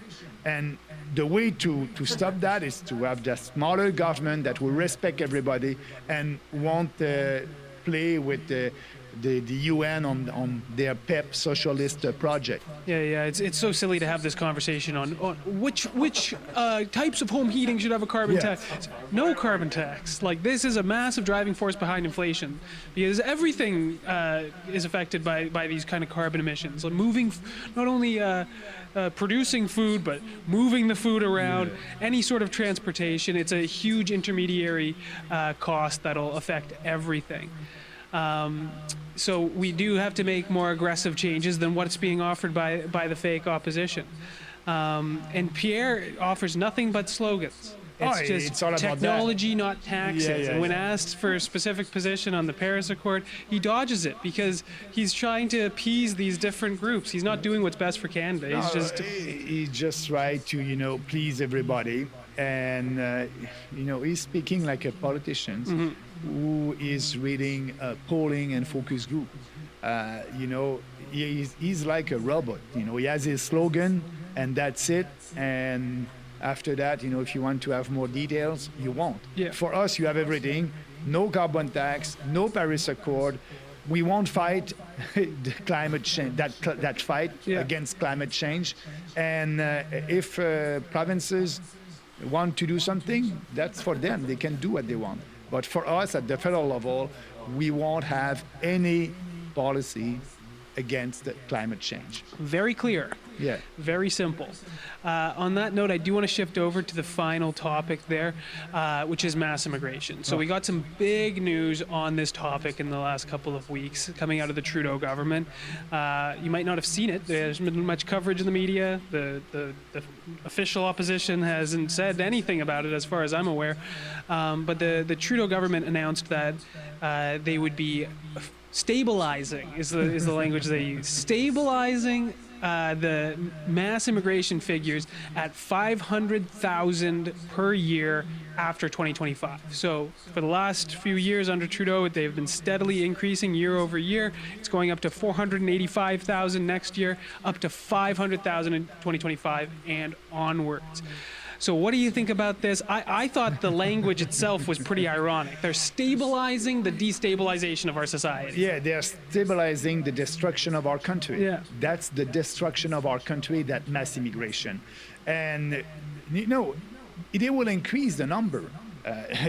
From, I believe right now we have about 460,000 permanent resident for this year. But for this year, and add to that, the temporary resident, foreign students, foreign workers, and it's more than 1 million, 1 million person this year. So we must stop that, and that will grow. The permanent immigrant will go to 500,000, like you said, and you add that the temporary foreign workers, international students, it will be 1 million people. We cannot afford that. So Trudeau is saying, diversity is good, diversity is good. We cannot afford that because we cannot integrate them in our society. Yeah. They're living in ghettos all across the country. We need to integrate them. Yeah. And we cannot, it's too many people. Yeah, I know, and it's just adding fuel to the fire when it comes to the housing crisis. People are coming here and they don't have anywhere to live. How are they supposed to integrate into our society when they're given that sort of situation? Earlier this week, a huge concern here is just the establishment of these ghettos, these ethnic blocks that are bringing in their own foreign conflicts. Earlier this week, on Monday, during a Diwali celebration, there was violence that broke out in a Mississauga parking lot between Sikh Khalistani separatists and Hindu Diwali celebrators. You can hardly recognize our country. Like it's filled with foreigners that are there eager to fight in tribal conflicts that you don't even see in India anymore. Like the Khalistani movement is bigger in Canada now than it is in other countries abroad. We don't need this in our streets. And that's what I said 6 years ago. I did 6 tweets and I said, multiculturalism, radical multiculturalism, we need to stop that. It is not working. We are telling them, don't integrate our society. You want to promote your ideas, you want to bring the conflicts of your countries of origin, do it. And they're doing it right now. So that's because of mass immigration, but that's because also of multiculturalism in our country. Yeah. And I'm not the first one who said that. I must say that Merkel, she said that 15 years ago, that multiculturalism it's a failure, it's not working. And we need to stop that, we need to repeal that legislation. And now we are seeing that every day. And you have the mainstream media that is speaking a little bit, they're saying a little bit what I said 6 years ago, but nobody will tell them that they're racist or xenophobe. That's what they did to us. That's what they did that to us in 2019. But we were telling the truth, and we were saying if it's mass immigration all the time, we will have conflict in Canada because they're bringing these conflicts from their country of origin. So we need to stop that. And Poliev won't speak about that. No, he's playing politics, just like with the he's pandering to them. He will go there and have different costumes like Trudeau. So he's playing that game. And now Canada, if you want to be prime minister, you need to pander to every communities. But I want them to, I won't pander to them. Our policy is for Canadians. And I had a discussion a couple of years ago with a lady in Vancouver, and she was calling herself a Chinese Canadian. I said, you're not a Chinese Canadian for me. You are a Canadian. You come here, you want to embrace our society, you want to be part of our society. Yes, you can keep some heritage of your country of origin, but when you're coming here, you need to say goodbye to your country of origin and embracing your new country. But they're not doing that with that legislation and pushing always for more and more diversity. So that's the impact of diversity. When Trudeau said diversity is our strength, it is not. It is not. We are saying that right now in our face. No. Trudeau has initiated a dangerous, unprecedented social experiment on Canada. We're adding more than 1 million immigrants a year. That's the population of Nova Scotia or Saskatchewan being added to our country every year. 2.5% of our population. Our complete population growth is coming from immigration, not from natural-born Canadians. We don't even know what impact this will have, 5-10 years down the line. We've seen how much things have changed just since you started speaking out against this in the last 6-7 years. I'm terrified to see what it looks like in 6-7 more years. Yeah, absolutely. You're right about that. And that discussion about immigration, it's a discussion also about our borders. And Trudeau, after, I think took him 4 years to close the Roxham Road in Quebec, and everything was supposed to be okay.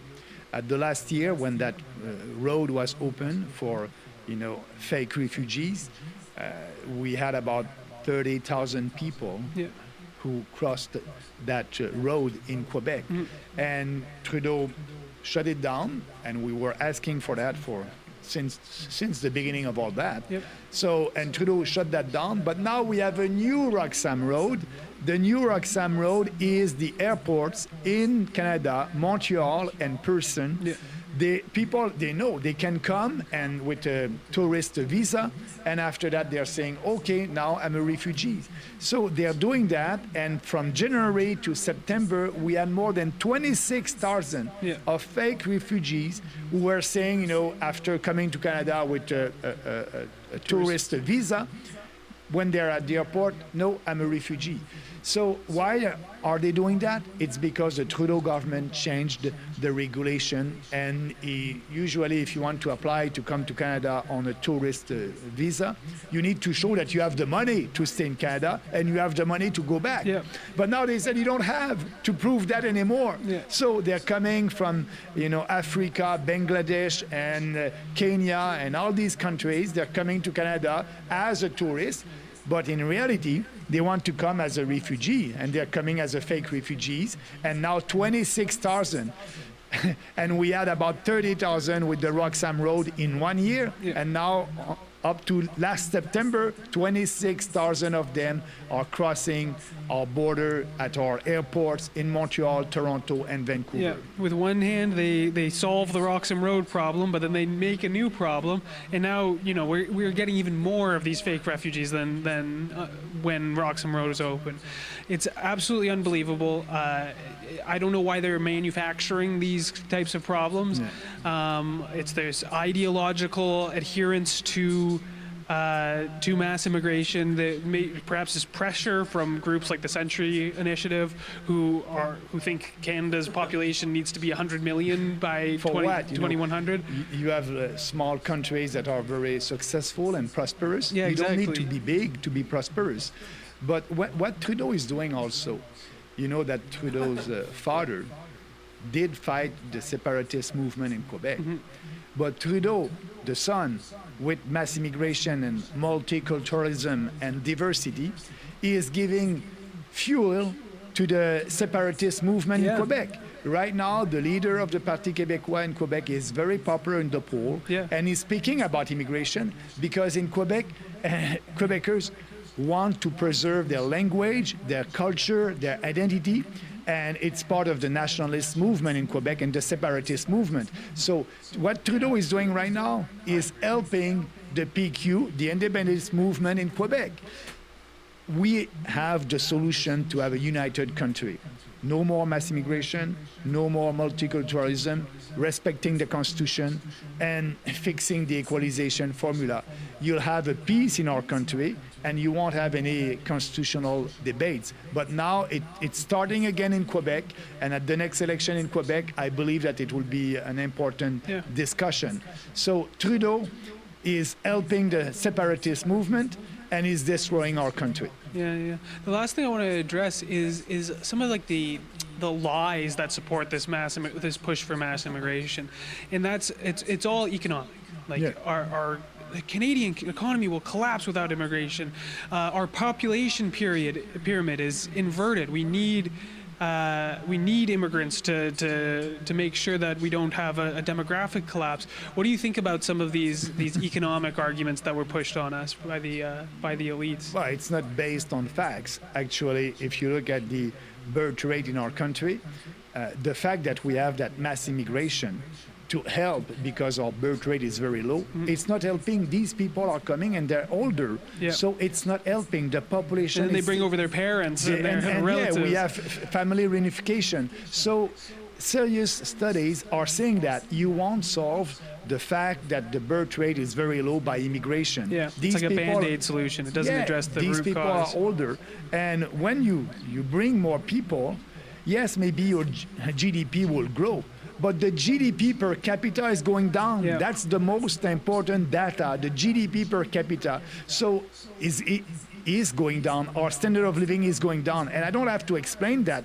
Canadians know that. They know that every day. So we are poorer, we are not richer, and at the same time, we are not helping to grow the salary of Canadians because it's cheap labor. So what they're doing, Poilievre and Trudeau, they're working with big corporations. They're big because they want to have people and cheap laborers instead of investing to be more productive in robotic and more productivity. No, they're asking the government, I want more foreign workers, and it's cheap labor. So for Canadians, working, their salary is going down instead of going up, because the solution for these big corporations is to increase their salary. They will have Canadians for this job. Just increase your offer and increase the salary and you'll have more people. No, they don't want to do that. They want to have more people coming from outside the country, cheap labor. So they're not helping Canadians by doing that. They're not. And Poilievre is okay with that. And the socialists in Ottawa, Jack Mead, is okay with that. He is supposed to defend the people and the middle class.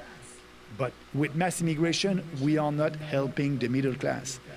The middle class is poorer every year. The GDP per capita is going down. So It's only the people at the top that benefit. They benefit from the absolutely. lower, The big corporations and the people at the top. Actually, you're right. Yeah, exactly. The average people, we have to suffer with wage stagnation, with increasing rent prices, with increasing housing costs, pricing most people out of the market, while the elites at the top get to benefit from cheaper labor and increase their own profit margins. It's disgusting, and frankly, we see a cross-partisan coalition on this issue because they're all pandering to these ethnic blocs to win seats, mainly around the big cities, but increasingly in smaller towns, because we see these people flooding out of the big cities now into smaller areas. We saw that when we were even in southern Manitoba earlier this year. And that's having an impact in small towns also at the same time. Yeah. So nowhere safe anymore. They don't have any argument to defend mass immigration. That's why they don't want to have that debate. If you want to try to open the debate, journalists and establishment politicians will throw names at you, saying that you're xenophobe and a racist. But I believe they cannot do that right now because more people understand. If you look at the polls, about half of the population are saying, I'm fed up with that. And don't forget, about a third of our population is coming from immigration. So immigrants also, the immigrants who came here by following the rules, and they were at that time, they had to speak English or French, and they had more points if they were able to speak one of our two official languages. So we had a point system that was very efficient. Actually, Trump was speaking about that at the last campaign. For immigration, we must have a point system like in Canada. And now it's not. Now we must have a point system like in Canada 10 years ago. Absolutely. So they're coming here, they don't integrate to our society, and if you have that debate, it's very, very, it can be very not productive because you won't be able to have a fair discussion. But we just had that discussion about the facts, and the facts that, we're not richer with that.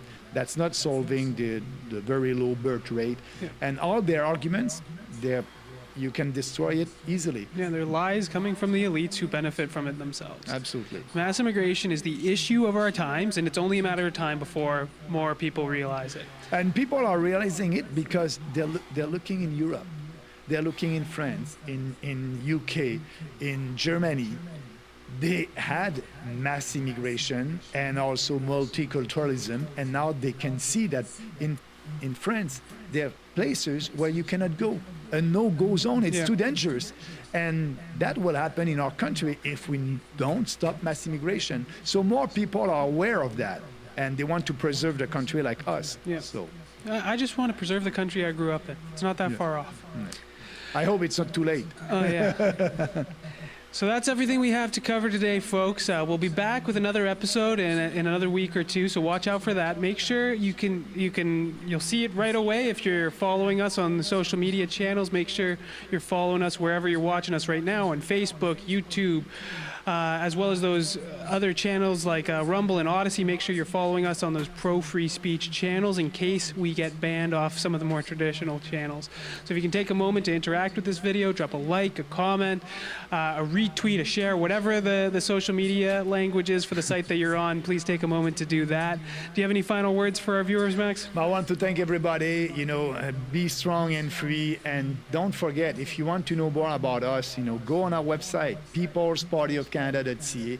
You'll have all our policies over there. That will be the same policies when the next election will come. So read it. If you like it, share it.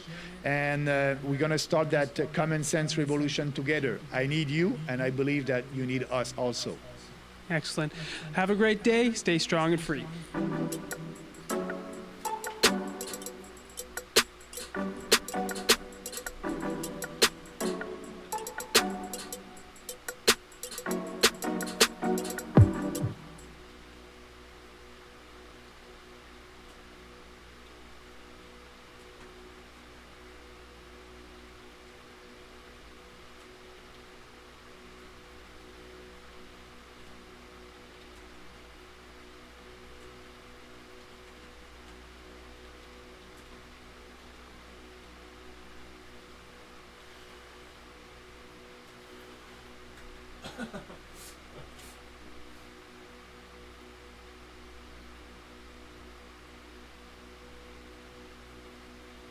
Diagolon, yeah, baby, Diagolon. Oh man, I think it's a meme.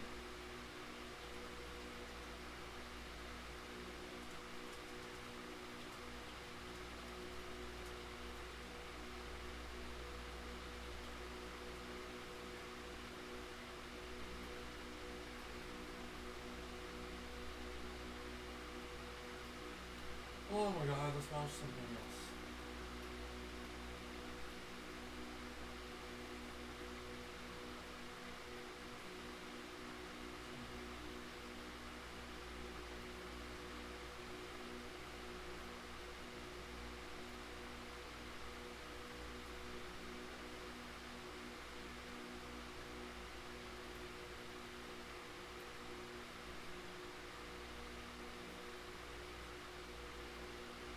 Oh no, you guys are gonna hate me.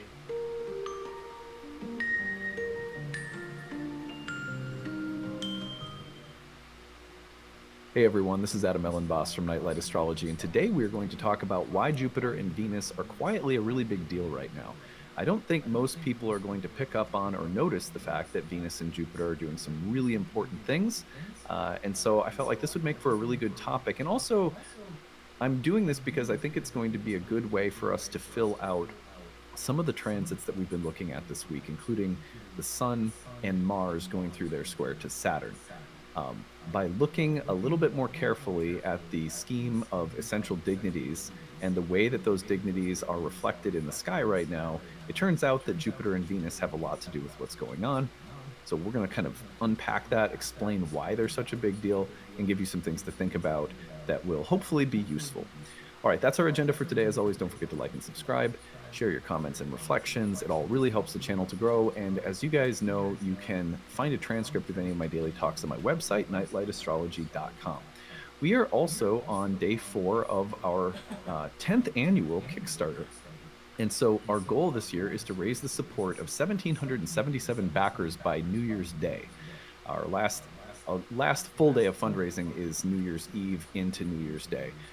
But this year our goal is 1,777 backers. That's just a little bit better than what we did last year. So we're always just trying to grow our audience a little bit, grow support for the channel. And I'm going to tell you how you can go over and donate and pitch in and support this channel. You can find the link. Here's the link, but that's a long list of letters and figures. So you can find the link in the comment section or the description of this video. And when you click on it in the comment section or the description, it's going to take you over, and I'm just showing you a preview of the Kickstarter campaign right now, but there's the preview screen. It takes you over to the Kickstarter, and when you scroll down, you can also see all of the rewards we offer when you donate and support the channel. You can find that there's a calendar of all of the major transits I'm tracking in the year ahead, so you'll know what's coming. There is an astrology of 2024 special video that I don't release on the YouTube channel that's all about the major transits throughout the entirety of the year ahead. And then I look at, Alex and I made 12 rising or sun sign horoscopes. So if you want to get a lengthy video unpacking all of the major transits for your sun or rising sign for the year ahead, you can pick that up when you donate. My new book, The Oracle Speaks, is available as an early release. We're releasing it chapter by chapter in audio and text files, so you can hear me reading the book as like a storytelling kind of experience, or you can read it. And there's 2 chapters released so far. They're being released 1 new chapter every month. You can see any of the talks that I've done, like these are all 4-part masterclass series on the moon cycle, cycles of Venus and Mercury, zodiacal releasing, which is an ancient timing technique, temperament and personality in the birth chart. And then I have some readings. You can ask 3 horary questions throughout any time throughout 2024. There's a mini reading where I look at your birth chart and personally record for you what I think your biggest transit of the year is. And then we have probably our best deal, which is all of our class bundles. You could get 2023 or 24 masterclass series bundled together, Roots and Spheres, which is our monthly moon circle. We'll prepare plant teachers with our exploration of the astrology every month. And then you can also get bundles of my online training programs. We have 4 years worth of curriculum, year 1, year 2, year 3, and Introduction to Horary. Those classes are 50% off. If you bundle them, they get even, you save even more. Our 10th anniversary special is a 4-class pass. We ran this last year. People really asked, please bring it back. So we did, kind of put it under the banner of celebrating our 10th anniversary of doing the Kickstarter. So if you want to pick up really great discounts on all of the programs I offer, you can take them whenever you want. You can have them as credits. You can share them. If you want to take 2 classes and give 2 to a friend, we're fine if you want to break it up a little bit like that too, as gifts for, the holidays or something like that. Anyway, when you support the Kickstarter, you're supporting some really cool things. I mean, first and foremost, all of the programs that we offer are provided with need-based tuition models and flexible pricing. That has worked now for 10 years because of this Kickstarter. The Kickstarter acts as a major sale for the programs and also as a way of supporting the channel, obviously. And because the Kickstarter does well, we don't have to have any kind of bottom line as a business. We just allow people to take the course at the price that they want. And that happens because of this Kickstarter. 2, it supports a staff of people. There are 11 staff at Nightlight that support all of our projects, but a lot of that support is needed for me to take 3 to 4 hours a day to prepare, plan, create, and then disseminate my daily talks. So there's a ton of effort that goes into producing this show 5 days a week. And there's a staff of people that you're supporting to support the channel when you pitch into the Kickstarter. And then obviously this is a part of how I earn my living. So you're supporting me and my family as an astrologer. I so hope that you'll check out the Kickstarter. Again, link is in the description or the comment section of this video. Go over, pick up a reward. I hope that you value this channel and that it gives you something good. And if it does, I hope you'll consider pitching in and supporting us. Okay, so on that note, we are now going to talk about why sort of low-key Jupiter and Venus are a really big deal right now. They are, and it's kind of surprising. You wouldn't think necessarily that this is the case, but let's take a look at the real-time clock, and I'll try to explain why. I'm going to give you 11 reasons why Jupiter and Venus are a big deal right now, and then what do we do with that? So, let me see. I got to get my pen. Where's my pen? Oh, there it is. Okay. Alrighty. So, first of all, when you look at the sky at the moment, this is important. We're looking at it from the standpoint of classical aspects, which are trines, sextiles, squares, oppositions, or conjunction. A conjunction actually wasn't considered an aspect. It had its own sort of special category. But nonetheless, when you look and you see that there aren't really any aspects, right, being formed, and forget the moon because the moon moves so quickly. We're just looking at the other traditional planets. And I've excluded the modern outer planets for the sake of looking at the dignities. The ancient dignity scheme is really appropriate for the 7 traditional planets, or not the outer planets. So you look and you see that there aren't any aspects forming by degree with these planets. And Venus doesn't see Jupiter. So it's like, well, there's no aspects being formed to Jupiter. So why would Jupiter be a big deal? And that's what most of us will think. And including myself, when I was earlier on in my studies, I would just be like, well, Jupiter's not that loud in the sky right now. And look at Venus. I mean, Venus and Mercury just had a sextile, but there's no exact sextiles happening, and nothing else is aspecting this. Venus doesn't see Saturn. They're reversed to one another.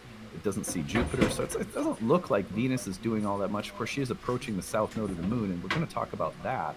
But it's not like that Venus is super configured to other planets at the moment, and neither is Jupiter. In fact, the action, as we've talked about all week, really looks like it's between these planets, Mars and the Sun squaring Saturn, which has been the story of the week that we've covered at length in several videos now. So you might go like, okay, well, like, why would Jupiter and Venus be a big deal? Well, there's 11 reasons why. Let's go through them one at a time. 1, we have to look at the dignities. Right now, the Sun is in the temple of Jupiter. So it's in Jupiter's sign, or Jupiter's home temple. So we have the Sun in Jupiter's power. It's like a house guest in Jupiter's temple. Number 2, Mars is also in Jupiter's temple, right? So now we have a little bit more emphasis on Jupiter. The ancient astrologers often looked at the temples as likened unto the planetary deity that was associated with the temple, and the planetary deity was likened unto the temple. And so Sagittarius is Jupiterian and Jupiter is Sagittarian. You can think about it that way. There's a kind of affinity between the two of them. So when you have two planets like Mars and the Sun in Jupiter's temple, it means that Jupiter has a lot of hosting responsibilities or hosting power right now. I mean, imagine if you had a bunch of people in your house, your hosting responsibilities would be greatly amplified. You would be a really important player if all of a sudden 17 people from your neighborhood were in your house. Well, let's keep going. Turns out Mercury is in Jupiter's sign. Look at that. There we go. There's another planet in Jupiter's power. Let's go down the list. Oh, look, Saturn in Pisces is in Jupiter's feminine domicile. That's Jupiter's feminine temples. You got kind of a watery, feminine, double-bodied Jupiter, and you got a fiery, masculine, double-bodied Jupiter. Different aspects. All the traditional planets, except for the Sun and the Moon, had two signs, one masculine, one feminine. So now we have Saturn in Jupiter's power. Okay, all right. Well, let's keep going.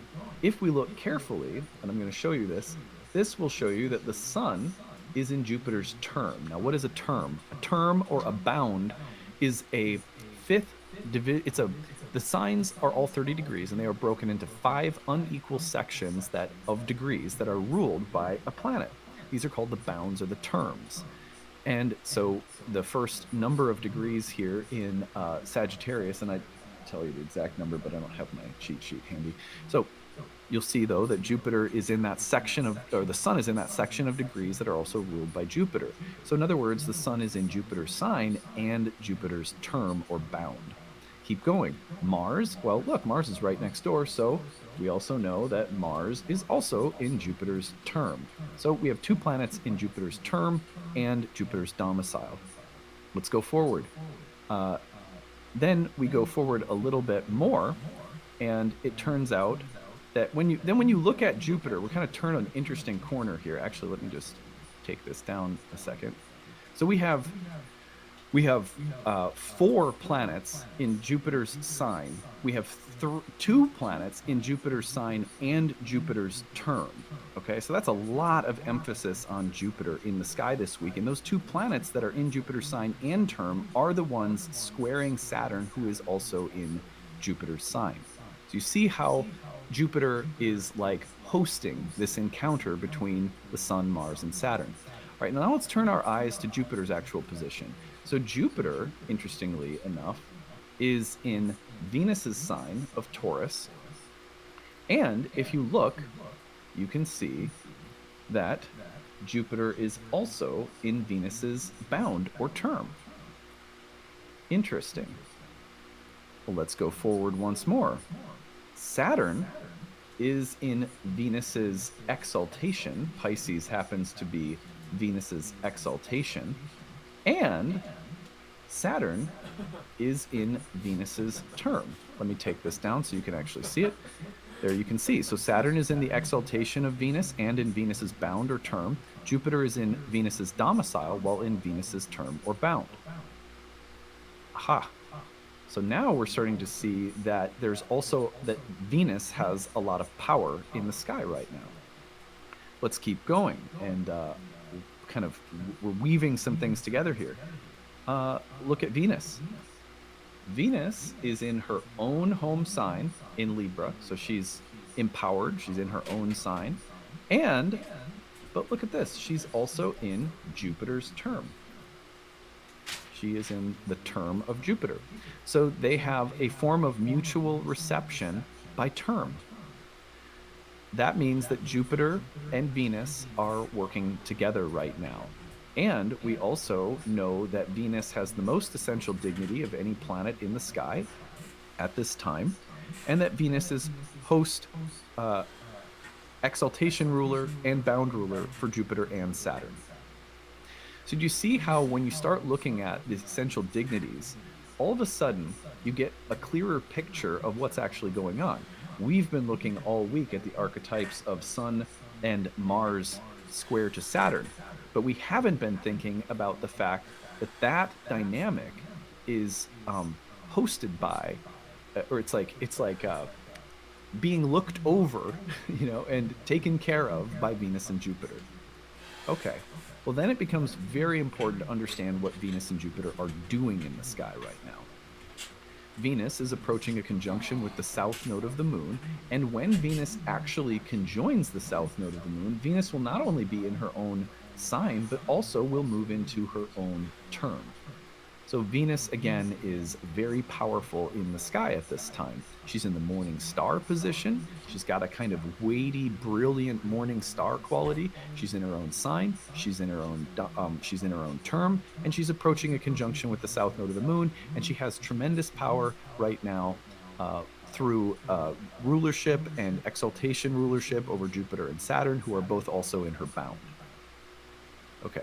And we know that the little chain of command here also tells us that Jupiter is hugely important at the moment. So both Jupiter and Venus are working together through mutual reception. Both have a lot of power, Venus slightly more. But the other thing that's happening is Jupiter is approaching its station to turn direct. So what will happen is once the sun gets closer to Capricorn, this is the kind of boundary marker of Capricorn in this chart, but actually let me draw it a little bit differently. Let me just do it let's do it like this. Once the sun enters Capricorn, it'll move into a whole sign trine with Jupiter. That's 28 days from now or so. So, we're talking about within 4 weeks of right now, Jupiter will approach its station point and sit down, stop moving, and then turn direct again.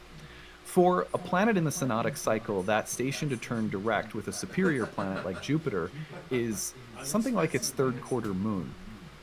It's a place of having realized the fruit of a cycle and now releasing and letting go of the cycle so that something new can get started. So, releasing of the fruit of a cycle so that we can fully realize what we've learned and we can let go. That's what Jupiter is pointing to, as it also has power over everything happening in the sky right now. While in the meantime, Venus is approaching the south node of the moon. And what does that represent? Well, it's right near where the eclipse was. And so we have, in the sign of the harvest, we have Venus tremendously empowered approaching the south node, which it sort of rings out also like the conclusion of a cycle, or the revisiting of something from the past, or the bringing of peace and ease and resolution to something that has a history. A greatly empowered benefic like Venus coming through the south node is sort of like saying, let's let the past go. Let's bring some peace or resolution to the past. Jupiter is also approaching a third quarter in Venus's sign. It's time to let go of something. Something that's run its course, that's offered its fruit, that's ready to, fall off the tree, and a new cycle is ready to get started from this point forward. So if you look carefully at dignities, they'll tell you a story about what's going on in the sky in more detail. So like, again, we've looked at, let me just take this all down now. We have looked carefully all week at Mars and the sun. Oops, here we go. We've looked carefully all week at Mars and the sun squaring Saturn. And we've said a lot, I think, of pretty helpful things. But what's interesting right now is to consider the sun and Mars's square to Saturn set against the backdrop of Venus approaching the south node, empowered as she is and working cooperatively as she is with Jupiter, who also has so much power over all the other traditional planets in the sky right now. So now comes the interesting part where we say, okay, we can understand like the chain of command, so to speak. We can understand like whose archetypes are amplified as sort of these overarching, like the overseers of everything else that's going on in the sky. So what does that mean? What do we do with that? Well, the first thing that I would say is that when you look at the conflict between, a debilitated Mercury in Jupiter's sign, the Sun and Mars in Jupiter's sign, all square to Saturn in Pisces, you get, to me, what comes up is conflict around Jupiterian things. So what would that be? Political, ideological, moral, spiritual, ethical, philosophical, intellectual, but the principles that we live by, the principles that act as the compass that orients our life. That is quite frequently what so much emphasis on Jupiter will be about. And with the Sun and Mars squaring Saturn, I could see this week being about sort of rigid, principled, fixed beliefs, dogmas, doctrines that are clashing somehow and somewhere, and likely in relationships or in places where, you know, some degree of political tact or social savvy is needed. You get the feeling that extreme ideas are at work right now, and that Jupiter being in a Taurian, you know, like a Venusian sign, and Venus being in the balance hitting the south node, is asking us to look for temperance or peace, or asking us to soften our stance, or to look at ways we can compromise, to let go of old, rigid ways of thinking or being that just don't work, to let go of internal voices that are too strict, too loud, too proud, too know-it-all, too dominant, too yeah, well, that's good enough. And so there's some question right now. Is love and peace and harmony just as important, if not more important, than being right? You know, the temptation of like self-righteousness with also an underlying sense that I should be looking for a diplomatic solution right now, and there's tension between the two, diplomacy on the one hand and like standing firm in your convictions on the other. I think that the topic of beliefs, religion, spirituality, and romantic relationships and partnerships could easily come up right now. I think questions about how we can look for common ground with people who have very different ideas than we do. There's questions also maybe about to what extent we try to keep the peace at all costs because we don't want people to think less of us, or we don't want to be counted out or ostracized. We don't want to be looked down upon, or we need that validation. But to what extent are we willing to compromise our beliefs or our principles for the sake of getting along? That could be just as important. This also has history. The retrogradation of Jupiter approaching its station direct. It's that third quarter moment, and Venus approaching the south node. We've been here before. We've seen this dynamic play out. It has a history. The eclipse in October maybe recently brought it up. I think of the October 14th eclipse in particular. So how do we move forward? Because it's, you know, sometimes I don't know that the universe issues tests as though we're being graded and moving up a ladder toward, like, you know, some higher degree in spirituality. But I do think that there's something like a test that happens. I've been here before. Can I make the right, mature choice right now that's reflective of what I've learned since I was here last? The fruits are also like on the vine. You know, you're going to see Venus with the south node so well dignified, and Jupiter approaching its station to turn direct. Maybe something you've been waiting for is ready to appear. You know, it's like it's manifested. You've a long wait, you know, waiting for things over a long period of time, and now seeing that they're coming to fruition. That comes to my mind as well, but not without some kind of test of patience or mettle, or some kind of affront to your very being that might present itself at the same time with that Sun-Mars square to Saturn. So I thought I would do something interesting today, in addition to presenting all of this, you know, these thoughts about the dignities, which is I'm going to cast the I Ching live while I'm talking, and I'm going to pull one tarot card live while I'm talking. And we're going to see how that reading contributes to what we are talking about. So I'm going to do the I Ching first, and I'm not going to pull it up on the screen. I'm just going to do it, and then I'll tell you about the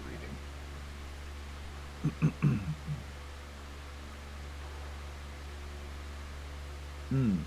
Nice. Okay, so So the I Ching reading, and I'll just I'm going to actually type this in so that you guys can look it up if you want to. Let me just get a banner up. So I just asked the question to the I Ching that I had ready to go in an online I Ching program that I use sometimes. I like to use coins or Yarrow stocks if I have enough time, but certainly, this works just as well in my experience. But anyway, I just asked, how can we think about the power of Jupiter and Venus in the sky right now, given all that is going on? So the first hexagram that came back is number 57. So I'm going to put this up on the screen. If you want to look this up and read more about this particular hexagram in the I Ching, I recommend it because it might be a good meditation for you that is meaningful this week. Anyway, so I'm going to read you some of the text analysis and offer some reflections. So this one is sometimes called Sun, the gentle, the penetrating, and it is wind over wind. So it's a doubled trigram with the upper 3 lines representing the trigram of wind and the lower 3 lines also representing the trigram of wind. Sun is one of the 8 doubled trigrams. It is the eldest daughter and symbolizes wind or wood. It has for its attributes gentleness, which nonetheless penetrates like the wind or like growing wood with its roots. The dark principle, in itself rigid and immovable, he's talking about yin now, is dissolved by the penetrating light principle to which it subordinates itself in gentleness. In nature, it is the wind that disperses the gathered clouds, leaving the sky clear and serene. In human life, it is penetrating clarity of judgment that thwarts all dark hidden motives. In the life of community, it is the powerful influence of a great personality that uncovers and breaks up those intrigues which shun the light of day. The gentle, this is the judgment portion. Success through what is small. It furthers one to have somewhere to go. It furthers one to see the great person. Penetration produces gradual and inconspicuous effects. It should be affected not by an act of violation, but by influence that never lapses. Results of this kind are less striking to the eye than those won by surprise attack, but they are much more enduring and complete. If one would produce such effects, one must have a clearly defined goal, for only when the penetrating influence works always in the same direction can the object be attained. Small strength can achieve its purpose only by subordinating itself to an eminent person who's capable of creating order. The image, winds following one another, one on the other, the image of the gently penetrating. Thus the superior person spreads his commands abroad and carries out his undertakings. Sometimes there's almost like a military connotation to some of these, or like a leadership connotation, because the I Ching was used as a form of advice for politicians and rulers within this kind of Taoist Confucian background of ancient China. Anyway, the penetrating quality of the wind depends on its ceaselessness. This is what makes it so powerful. Time is its instrument. In the same way the ruler's thought should penetrate the soul of the people, this too requires a lasting influence brought about by enlightenment and command. Only when the command has been assimilated by the people is action in accordance with it possible. So what I love about this hexagram, I get this hexagram frequently as a parent. I have asked questions about how to get through or how to parent through a difficult moment with my kids. And one of the things that will come back is hexagram 57. Sometimes I use the tarot, sometimes I use astrology, but what I always take from hexagram 57 is that I've been coming at it too directly, too forcefully, trying to assert or impress my view, my principle upon my kids, as opposed to modeling it, which is not easy. And I know that's just like the tritest thing in the world to say when, whatever, the kids are screaming and you feel like you're having a nervous breakdown, but it's still true, which is that modeling our principles and gently letting them influence and change behavior over time is almost always better than a nuclear moment of trying to impress the Jupiterian rule, the higher principle, even if it is a good one, right? It's Jupiterian, upon my kids. I've gotten that hexagram a bunch as a dad. Other times that I've gotten that hexagram in the past have been when I feel like there's an intractable person who can't see things in the way that is actually like right. It's like this is like the right way to see things in a situation, and someone's being stubborn or selfish or whatever, and I'm getting really frustrated. I'm like, I'm trying to work with this person. They're being really selfish and they're not seeing this kind of higher truth that would be good for everyone, like something like that. Hexagram 57 will come back and say, your self-righteousness isn't going to help anything. Do you know what I mean?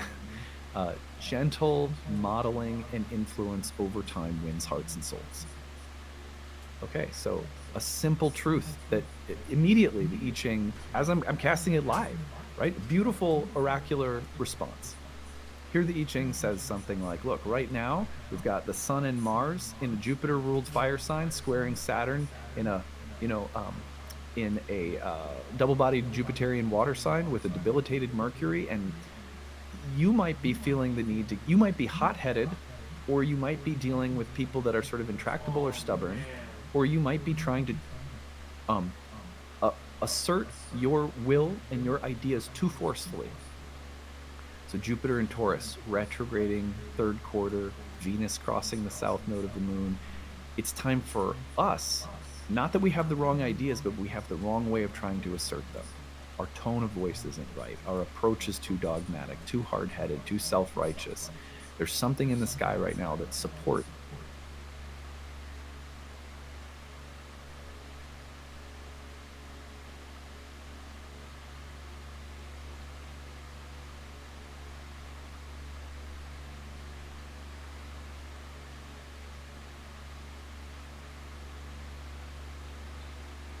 They even didn't fucking admit it, man.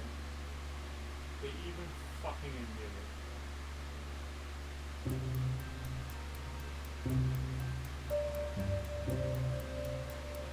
it. Game theory is a branch of mathematics that models competitive and cooperative human interaction. A game consists of a set of players.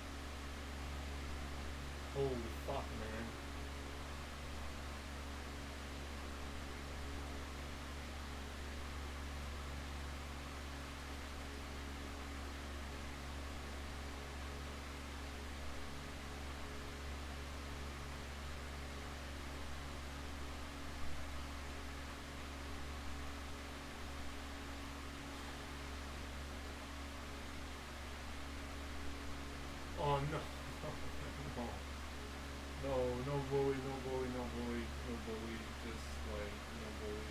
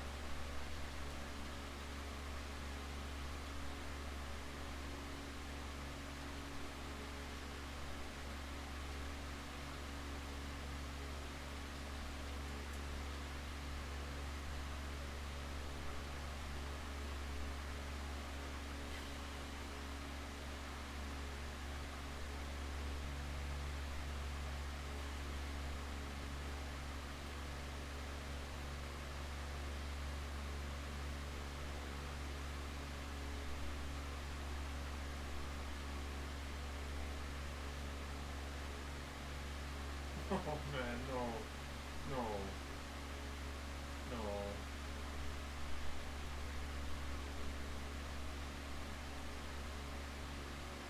We gotta be better, man. This is like Jesus, man. This is our fucking Jesus moment. This is our Jesus moment. No, seriously, like we have to elevate, man. We gotta be like fucking Jesus Christ, bro. It's like I'm not even religious, man, but I'm really fucking pissed off now. Like, if someone were to say that to my fucking face, holy shit, you fucking idiot, you motherfucker. I don't want no fucking enemies. I'm better than this. So this is our Jesus moment, my friends. This is our Jesus moment. This is where we have to elevate. This is where the may you live forever. This is our fucking Leonidas moment, my friends. It's the only way forward. With nothing to gain, man. It's crabs in a bucket, bro. Crabs in a fucking bucket. With nothing to gain. It's the internet, man. Like, it's just so crazy, man. Oh.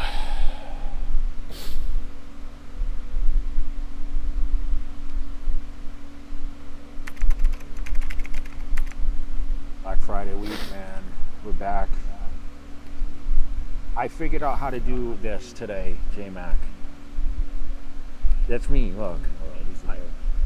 I did the green screen today. No, I'm good. Thanks, Toad. I'm gonna remove this, my man. I'm sorry, dude.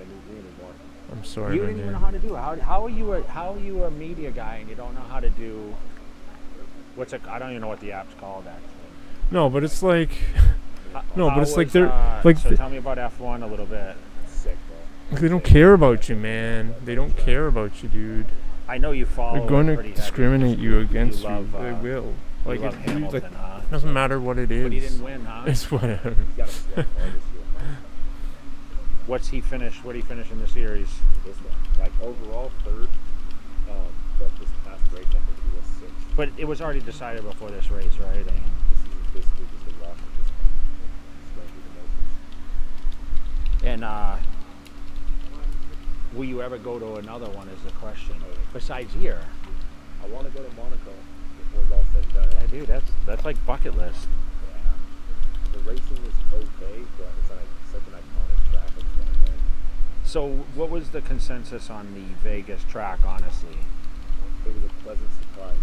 A lot of people didn't think it would be a good race because of the layout, but it had the second most overtakes of all the races this season, and all of the drivers after the race said that like they were happy with the track. Really? Yeah. I thought they were all pissed about Vegas at first. They were, and then they got on the track and they were kind of like, oh, we were wrong, like, good race. So, and I think next year will go better too because they won't have to do as much construction. So, should be pretty good. Yes, a lot of stuff happened this week. I'm just going to throw it out there, guys. So we do have 30% off the jcutler.com site. So 30% off all accessories, supplements, clothing, everything, right? So we're doing that. Young LA drop is actually tomorrow, but this video won't be out by then. That's 30% off. that's going to be the biggest drop of the year, like over 60 items, I think. What else? Jay Cutler Shop is going to be 30% off also site-wide. That launches probably by the time this video's out. I think it launches Wednesday. So big week. This is the biggest week usually in people's business scale-ups, and you know, trying to please the customers and, you know, bring in new customers. So want to appreciate everyone for their support over the last years. If you guys are some of the new people on here, thank you for checking out our YouTube video. It's also Thanksgiving week, right? So what are we thankful for? So many things, right? I'm not one of these people that's going to have a huge feast on Thanksgiving, to be honest. No. You stay disciplined. I'm not about being disciplined. I just don't think I'll overeat. I mean, as you know, I still eat 4 to 6 meals a day. So for me, food is like the last thing. If if someone came to Vegas, and I get often asked this, if you could eat dinner with anyone, who would it be? You know, would it be Donald Trump or Arnold Schwarzenegger or Jean-Claude Van Damme or Stallone? I mean, all those names I threw out there, I would definitely love to have a dinner with. Bruce Willis, I would have loved to. He was one of my favorite actors also. And they said, where would you like to go? I don't really care. You know, to me, it's like food is food, right? Because I've been so spoiled over the years with having to eat so much food that there's no real particular, because I know I'm not going to really splurge and have like a junk meal. So if like you want to take me out for Italian, I'm not going to go into the heavy, cheeses and sauces and that kind of stuff. So I guess, having steak, I mean, I've had steak my whole life. To me, it's like a filet tastes like a filet, except that there's butter on it, which most of the restaurants have. So if you guys order steaks at some of these restaurants, they do put butter on there. So be aware of that. But I don't know really what my splurge would be. And for Thanksgiving, I mean, since I'm not going back east, I'm actually staying in Vegas. I'm not going to have a crazy variety. We're probably going to go to a friend's house or something, and then, we'll celebrate in our own way. But remember, it's Thanksgiving, so it's about being thankful for everything. And I guess I'll dedicate this video somewhat to Thanksgiving, because it's going to launch, I think, on Thanksgiving Day, right? Is that what we planned on? But today is going to be legs. And I'm going to do this a different style, guys. So I'm going to have my top 6 movements for legs. So 3 hamstrings and 3 quad movements. As you know, we did a video some time ago on the scale down of my routine because I was burnt out. I sat, I think, right in this spot right here and said, I'm burnt out. So what I wanted to do is I wanted to drag down the volume a little bit. So tonight, today, I feel like it's nighttime because it gets dark at 3:15 now. I'm going to focus on my top 6 movements, and I'll explain. So I'm going to say before each exercise, I'm going to say, and number 2, number 3, number 4, okay?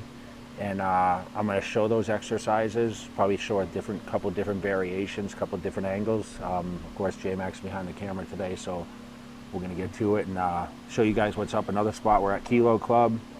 Just took my pre-workout. I'm amped up, ready to go, and I look forward to finishing off the year strong. YouTube's been tremendous. We're reaching almost our 900,000, which, as many of you have been commenting, let's break that million, right? I want that million plaque, because that plaque is much bigger than the 100,000 plaque, and once we get that, we'll have a huge celebration, and I'm sure I'll do something with all the channels as far as giveaways or deals or whatever else, because without your support, without your involvement, your comments, your liking, and sharing these videos, we wouldn't be at this spot. So stay tuned. We're gonna get through this leg training and show you guys our top 6 movements.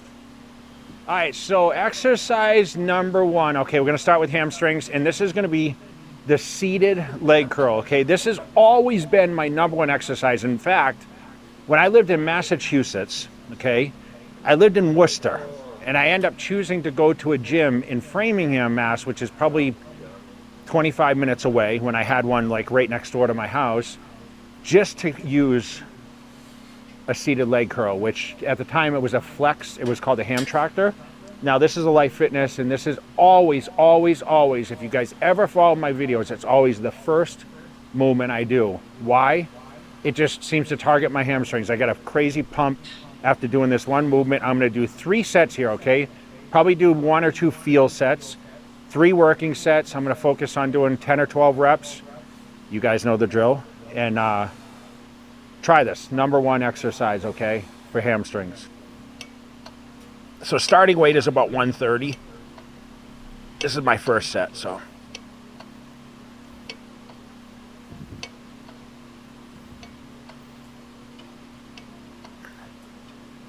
So whether it's a warm-up or a working set, I always still focus on about the same reps.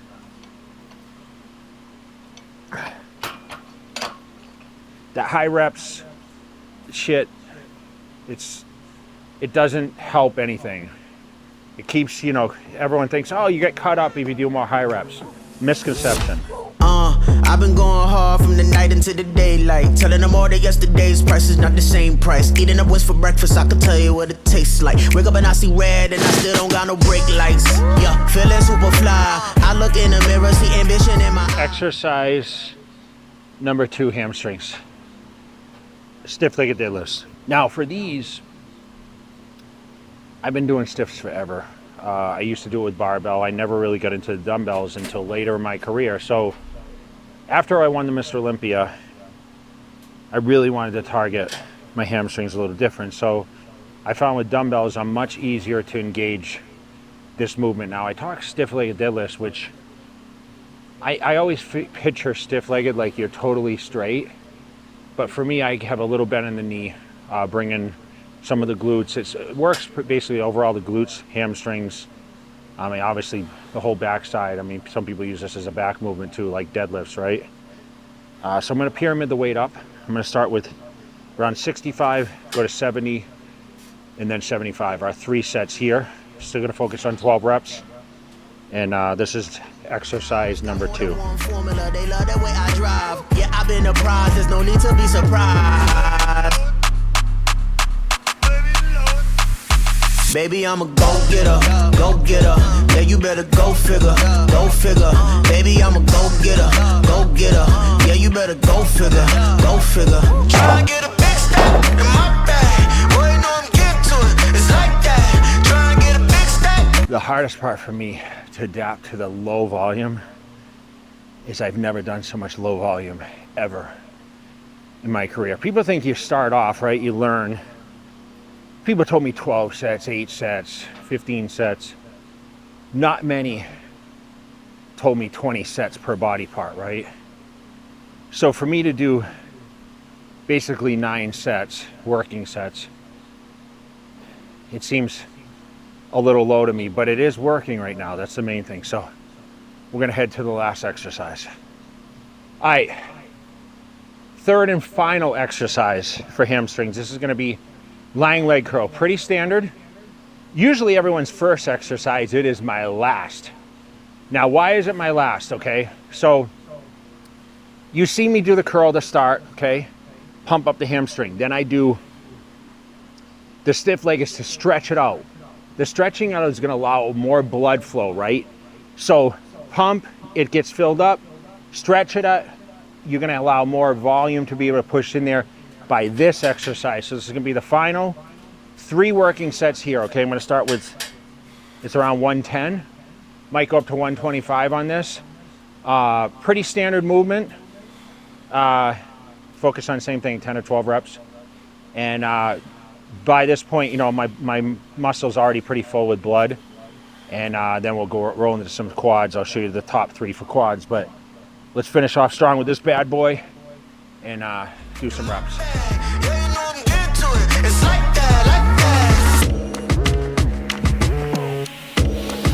Nice and controlled. You see it controlled on the negative, really contract that hamstring. Leaves in the fall, woman on me, only hit my name on a roll call. It's like there is no ground beneath my feet, I got no flaws.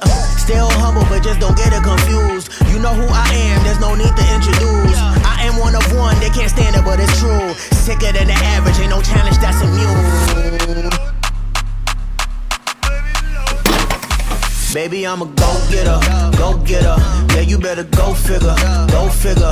Baby, I'm a go-getter, go-getter. All right, I'm gonna take a little intra Little intra here. Now this is a little carbs and aminos in here. So as I get midway through, so before I start my quad, so I'm halfway through, I'm gonna sip on this a little bit.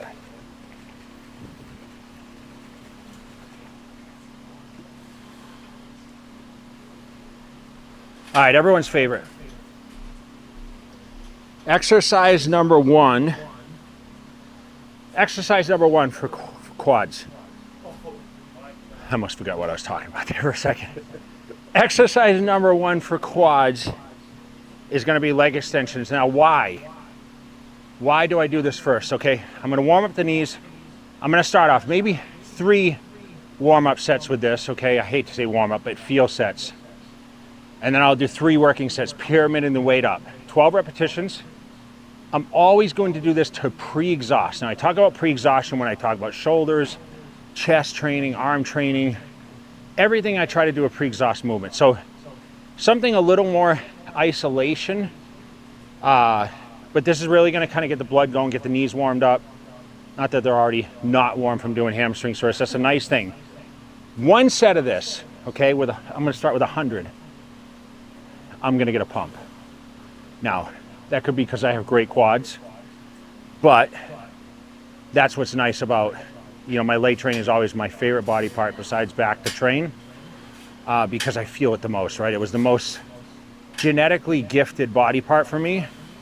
My first body part, I started just to hit the squat rack, and that was my ultimate movement for building the legs. So number 1 movement, leg extensions on this Life Fitness machine.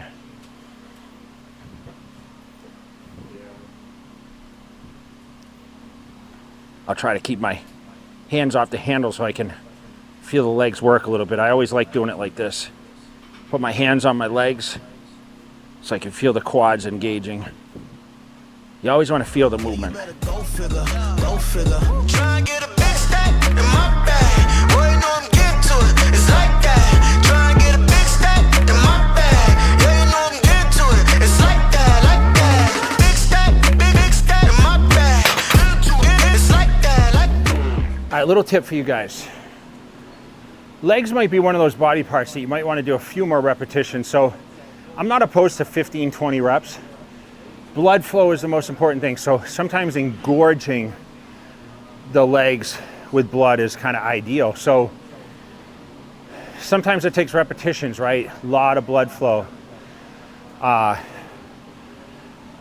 Luckily, I don't have to force too much. So 12 has always been the number that I found, as is with everything. But remember, I'm one of these hyper responders that basically, I think I could do anything for legs and have them grow. So we're on our 3rd set here, okay? Which I'll probably do 5 total sets just to make sure the legs are warm enough, and then we're gonna move over to number 2 for quads. It's like that, like big stack in my bag. Into like that, like.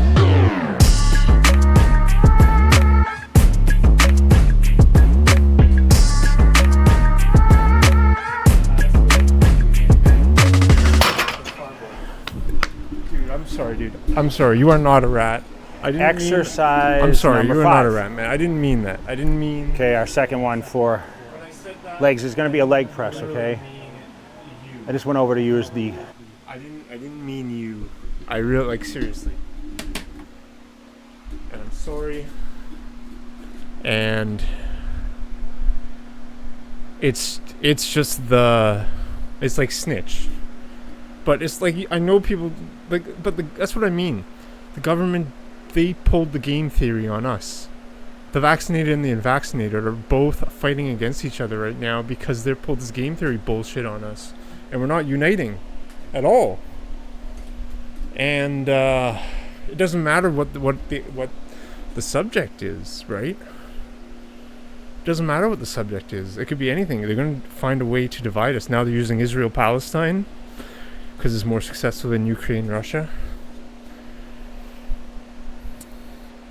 Yeah. Welcome back, dude. I like the talks, man. I like conversation, man. I didn't mean against you, man.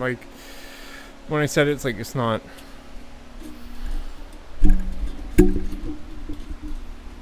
I mean, yeah.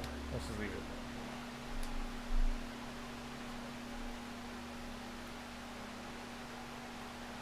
Plate loaded leg press and someone's on it.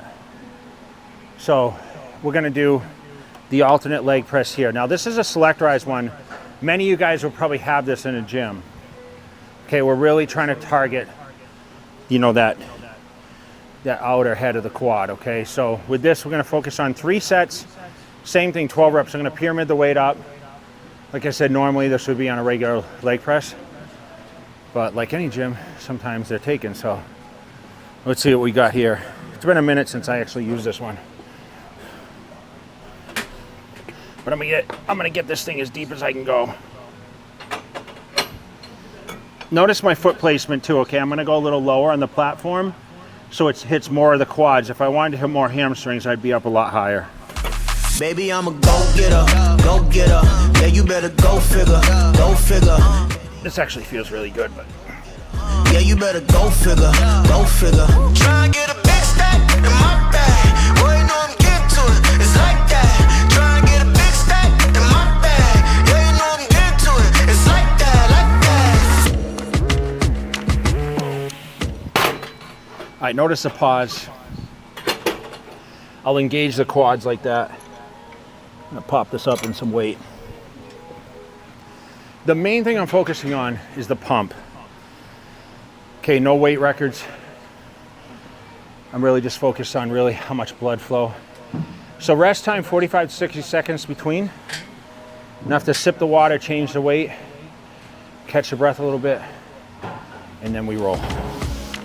Hey, never feeling the pressure, please not at all. I walk in when it's crunch time, leaves in the fall.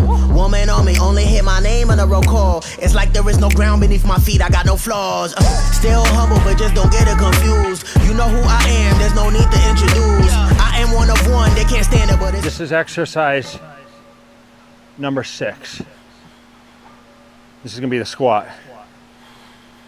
Now this is a Rogers squat. So it works on a pivot. That's what I've been doing lately. I'm gonna start with 2 plates aside. So with this, same thing. I talk about the squat being the best exercise I've ever done. And I'm gonna show you guys a variation today. So, you know, back in the day, in my early eras, we were only doing free weights. So with this, kind of mimics. I'm afraid to put a bar on my back these days, too heavy. I'd only go up to about 185, 225 max on a squat anyway. But this Rogers takes a lot of, obviously a little more core out of it, but this pad, as you can see, really helps the pressure on the shoulders. So I'm gonna see how this feels. I might pyramid the weight up a little bit. Well, we're gonna pop 12 reps. Exercise number 6, the 3rd exercise of quads. And this is gonna be our final movement. We're gonna do 3 working sets, around 10 to 12 reps, depending, and we're gonna finish this off. Baby, I'm a go-getter, go-getter. Yeah, you better go figure, go figure. Baby, I'm a go-getter, go-getter. Yeah, you better go figure, go figure. Try and get a big stack in my bag. Boy, you know I'm getting to it. It's like that. Try and get a big stack in my bag. Yeah, you know I'm getting to it. It's like that, like that. Big stack, big stack. I feel like it's like super easy now. I'm gonna wrap this thing up a little bit. So leg day in the books. You know, it's kind of funny because most people dread their leg days. I always look forward to mine. I mean, that was like a torture session for me. Little football in the works here. You know, it's kind of nice. They never have the football game on here ever. Yeah, Chiefs. You're not too happy about the Chiefs scoring that touchdown right here.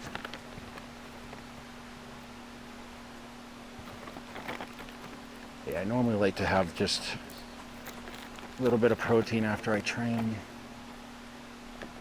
All in all, this was a good pump. You know why today was actually really good? Because it's a little later today, right? So we're training after about 4 meals. I went to the office early this morning, had early calls, and it's Monday, so it's never a chest day on Monday.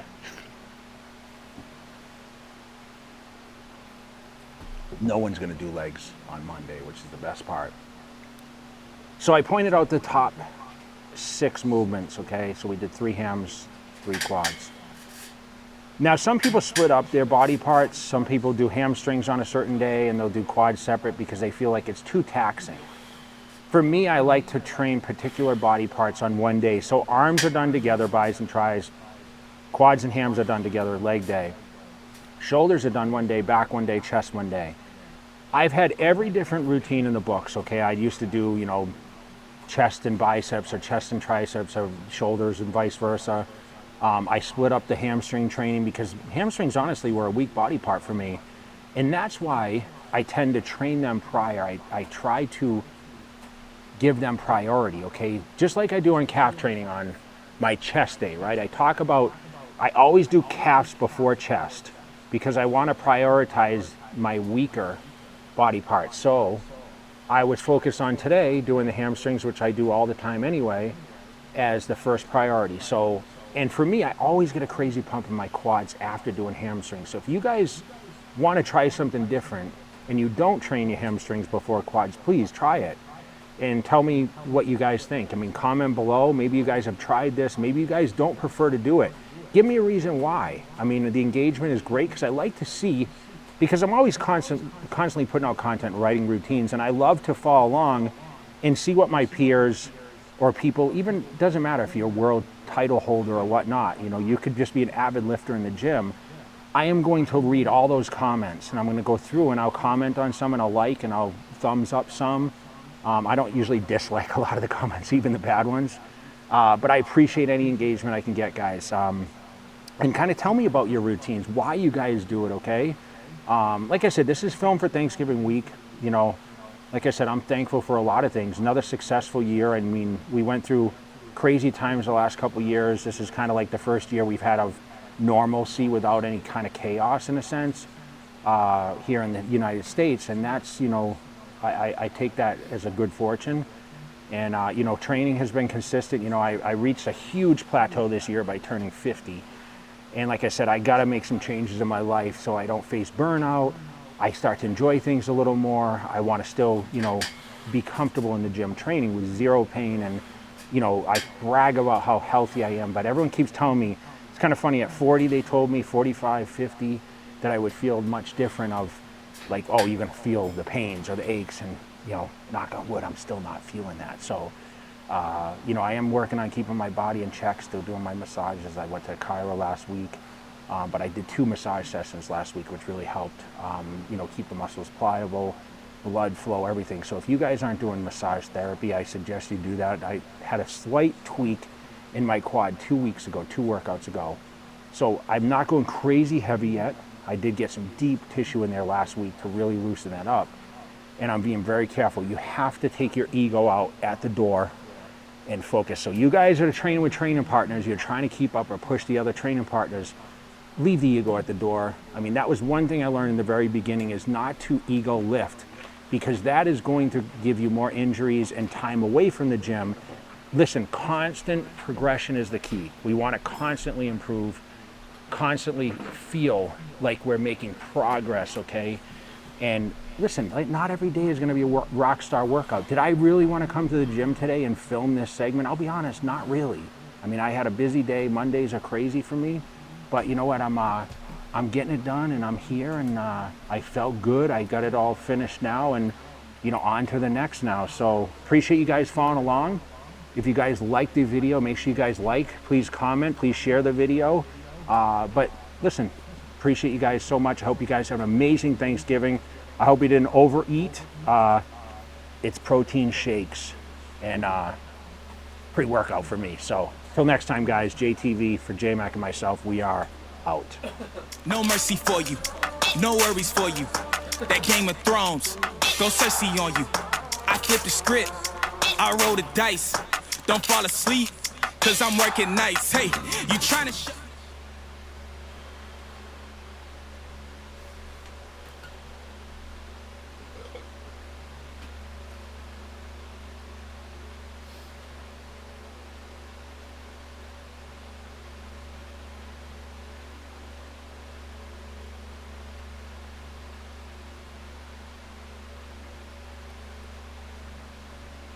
I'll tell you, man, being 50, I still don't think it's too late.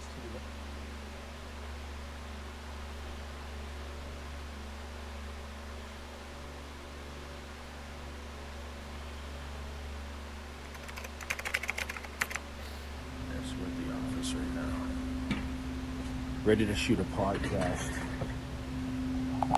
Let's ask Matt what he has for topics today. Matt, what do we have for topics today? We are going to talk about the Jay Cutler Bowl being launched. We're going to talk about why you're a quitter. Why quit? Because you're a quitter. You quit bodybuilding. And then we're going to talk about New England's coming up, your appearances at the Olympia in Sweden. Jay Cutler Bowl. And I'm sure we'll talk about a bunch of other random stuff. He's pretty happy with, we're kind of reviewing the numbers right now. So we started this podcast prior to the pandemic, and we've gathered quite a big following on it. So we brought Daisy. Bring Daisy to the office today. She's sleeping on. I always lay out my clothes because she likes. The question is, I'm going to say, okay, what flavor of Celsius am I going to drink while I'm on the podcast? Take a guess which one it is. Cola.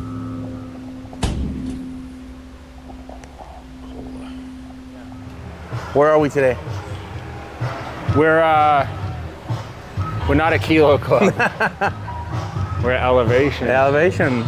What's that? This is their one year anniversary. It's been a minute since I've actually been here. But we got James over here. There's the owner right here. Hey, how are you? Congratulations. He made it 1 year now in Vegas. I can't believe it's been a year since we I know. Yeah. Seems like yesterday we were here, yeah. What's up, legend? They let you in here, huh? You're the man, man. What? Peter, is he checking out, making sure everything's good? Yeah. I know, he texted me last week, so you just have to get some B-roll We're gonna go check it out. See who's here.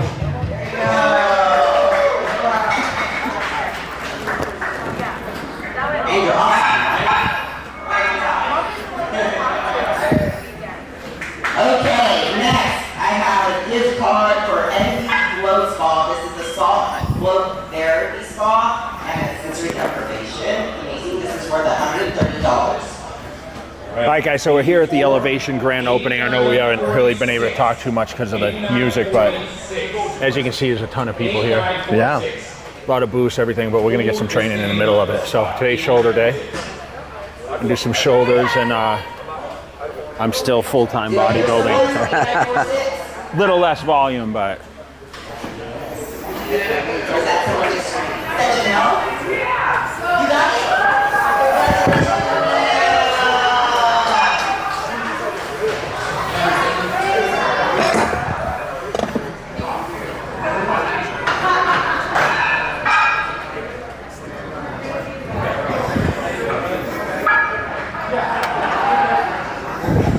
All right, so I want to wrap it up, and I want to just give a special shout out again to specifically to the trainers of Elevation Fitness.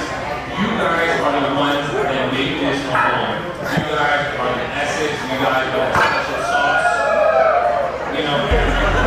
Hitting home runs, I ain't got to slide, taking my time, yeah. Gon' get in your bag, I'ma get in mine, taking my time, yeah. Mama told me nothing beat a failure but try, we gon' be fine, yeah. I ain't rushing on nothing, better get in line, taking my time, yeah. Nobody's taking nothing I don't build from beginning, don't care if I owned it, I rented. If God gave it to me, I'ma find a way to flip it. I ain't got no time for no critics. If they ain't trying to help you build, they don't get no energy. I don't waste time on no enemies. God bless them like I'm tapping a bottle of Hennessy. This time I'm going for it. I was always in my head, pop been known for it. In the end, you looking like your decisions, what you gotta show for. I done fell back on the things I should've done. My fault, I held back, I failed that.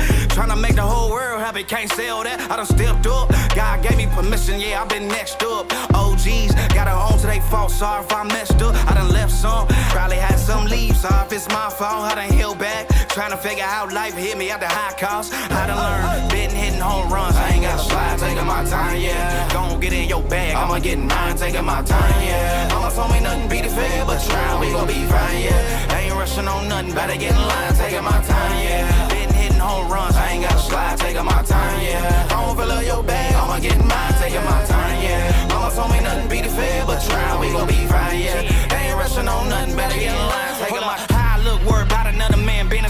keep all that. Wasting time and energy to talk trash when your credit about good as a hall pass. I'ma hand on my own and do whatever I gotta do, man, that baggage and haul fast. I ain't waiting for you to come back. I got Doc on the line with a tall bag. I got real joy. No more hide behind depression, blaming everybody else. You got a family to feed. Forget about the ones who don't know the tea. Criticize but got a log on their teeth. Twitter fingers stir a pot in the beef. Better put look got a problem with me. It's a clubhouse. Watch you while on your feet. I was strong pop. Let them come pop. Cause I'm hitting home runs. I ain't got a slide. Taking my time, yeah. You're still working on the days like today, huh? Do you ever not work? How are you, my friend? Good to see you. Yeah, what's going on with you? I skip by him. Hey guys. Oh, there you're on camera again. How you doing? What are we selling? Healthy desserts? No, unhealthy. How are you doing? I'm good. How are you? You okay? Yeah.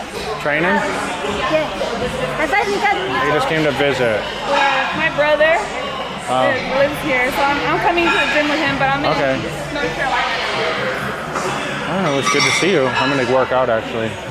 I just came. Okay, 1, 2, 3. Yeah, it's good to meet you. It's good to Sean's good people, man. I know Sean for a long time, you know. Yeah, of course, yeah.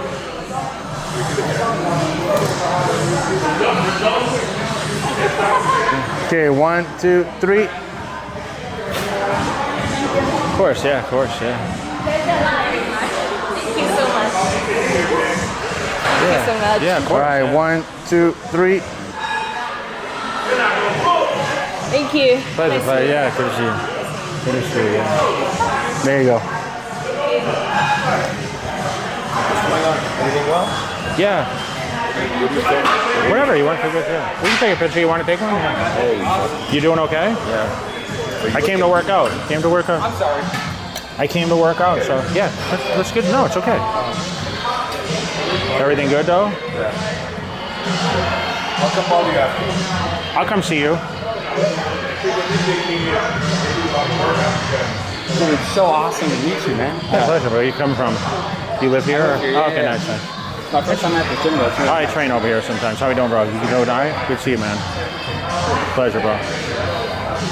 Where do you guys train? Thanks today. Where though? Okay. On the Lake Bean one. Yeah, it's where I used to train over there. I live right there, you know.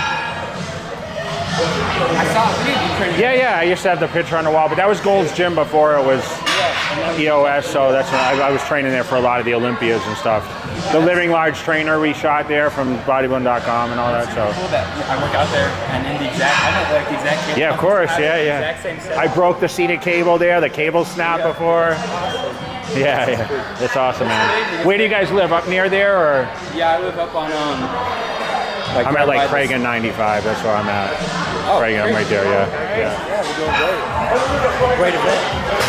Successful. Where are we going? Right back here. Guys, how we doing? Okay. How you doing, Jay? Hey, how are you? Hey, how you doing? Hey. Good to see you, man. You doing okay? Hi, guys. Should have known you'd be here. Should have known you'd be here. How you doing, Jay? How you doing? All right? Good, man. How about you? Good. Came to check out, see what's going on here. A lot of music, a lot of nowness and stuff going on. We're just missing Slim. Yeah, he's in Tucson this weekend. Oh yeah. How you doing, bro? Looking good. Looking good. Good, Jay. Are you training this guy or? No, we work out together. Oh, okay. There you go. Yeah. I'll do a show next year. What show? I was gonna do the curve. Okay, nice. Hey, nice. yeah, How are you? Yeah, I was gonna do it this year for physique, but I want to do classes. Looking big. You got legs or? Oh, they're coming. I gotta get them to come like theirs. Hey, what's up? How we doing, guys? Good? Yeah, she is right there. She is my friend. Hey, how are you? She's doing the. I haven't seen her in a minute. Yeah. What? You want to take a picture with the coconut water? You want to take a picture? Okay, I know you got some little drink thing going on. What's up with you? How you doing? I already got you right here. Oh. Oh, no, that's his video. Okay. What do you want to take a picture or? Yeah, Yeah, but it was a gym we did. I was like a gym opening or something I did out there. Yeah, Were you service or? No, I was just there just Okay. Do you have a good side? Yeah, whatever your good side is, I want you to show you. Okay. That's why you asked. All right. That's why I asked. So anyways, here we have Jay Tyler, once upon a coconut. Woo! Okay, you gotta try it. You gotta try it. Everything's all natural. That's literally pineapple and coconut honey. Like that's literally the ingredients. We didn't add any artificial anything. Thank you to the team. Thank you to the trainers. Thank you to all the sponsors. Good. Thank you. What's up? You good? Thank you. How's your Round of phone? applause for you guys and for everyone else. Thank you. Guys, hey. So we just want to go ahead and we'll be very quick with this. We want to get some stuff away. I see you, Jay. We want to go ahead and give away some memberships. We want to give away some free shit. How you guys doing? You doing all right? What's First of all, before you even do that, Lisa, is there anything that you want to say? Maybe after. Actually, yes. Hi, how are you? Good. I just want to say from the bottom of my heart, Hey, can I thank put you so this much somewhere? to each and every one of you. You guys have made our move to Vegas just unbelievably amazing. Full-time showed up. I parked next to you. Oh, that's great. I brought Lala, so I didn't bring the Lambo. Toxic Angels. Right there. You see the dog? I saw you. Gabe? How are you, man? Just supporting the elevation. I know. All right, little shoulder workout today, guys. Music's really loud, so we wanted to come over and wrap it up. So pretty standard shoulder. You guys seen it 100 times. It's pretty much the same almost every time, except last week I did dumbbell presses. But seated side laterals, dumbbells. We did hammer shoulder press. We did front bar raise on an incline bench. We did side laterals on a Arsenal machine, several sets, probably 6, 7 sets. Yeah. And then we did the rear delt fly. Okay, that's it's pretty much my shoulder workout. I'm sure we'll show some clips in there. I'll put this narration over that. But busy day at Elevation. A lot of people from out of town, a lot of locals, people that haven't been here before. So 1 year anniversary. We talk about all the gyms in Las Vegas. Elevation is definitely a must-see location. It's not far from the Strip, probably 10, 15 minutes from you guys to stay on the Strip. As you can see, a lot of various equipment here. It's not just, they got everything from Atlantis to Life Fitness to Hammer to Arsenal to, they got everything, dude. Good variety, yeah. Yeah, it's a really great variety. I think there's some Panada stuff in here. They kind of hand-pick the equipment. I feel like that's always sometimes the best way to build the gyms out is to kind of hand-pick pieces. I know if I was to build a gym, I would have a lot of different brands of equipment in there. I would hand-pick, and obviously, we have our favorite pieces, but in this day and age, people look at machinery. It's not just free weights anymore. Although I still stick to a lot of free weights, I still believe now you have a lot of options with the different type of machines out there. If you asked me 10 years ago, can the machines make the difference of the free weights? I'd say no, but I've almost gone against that now because the variations that they come up with, the biomechanics of some of this equipment they're producing now, it's very useful for any kind of growth and competitive people, people that with injuries. We talk about that. The main thing is to be at the gym and continue to train. That's what I've kind of stressed from day one is that, I hope till the end of time I can train. And I see so many people that they have fallen out because of injury, right? They can't train because, either like bad shoulder or the knee or whatever else, or hip or, lower back pain. So that tissue therapy is so important. That stretching is so important. That rehab is so important. Guys, don't neglect when you have aches and pains. Take the time. You spend all the time in the gym working out. You spend a ton of money on food and supplements and everything else. Try to take the time. Find a good therapist and, take care of your body. They have a therapist right here on the floor, actually. Corey's that's in the corner. Yeah. Corey's great. You guys ever come here? Book an appointment with Corey. Call the gym. Call, the front desk and say, hey, I'd like to book a appointment with your chiropractor therapist that's on staff over there. and try to come in here, get a workout in, or it's always good to hit a little bit of therapy before you train to open up the fascia and everything else. I mean, you can attest to that, Dave. You had frozen shoulder, and I mean, he worked you for how long? I mean, how many therapists did I send you to that worked it a lot, right? Yeah. And I mean, it was just consistency that made it happen for you, right? Yeah, 4 months. 4 months of constant every week, right? Yeah. And like I said, I was in therapy 3 times a week a lot. I spent a fortune on it, but man, to this day, I sit here and talk about how healthy I feel and how great I feel. And I mean, you see my shoulder movements today, not restrictive at all. I mean, no pain. I may wince like it's painful, but I'm actually just pushing the weights. And I'm not trying to go for any weight records, as you know. Trying to come in, focus on 8 to 12 reps, and I'm feeling strong. I like I said, I've backed off. I probably would have done 1 or 2 more exercises if I was my old self, but I'm actually trying to do a deload phase right now where I'm not doing as much. But we want to shout out to Elevation. They've given a variety of option now to Las Vegas. We have a lot of great gyms here, a lot of different cultures, and I know this is a favorite for many people. I was training here for quite some time.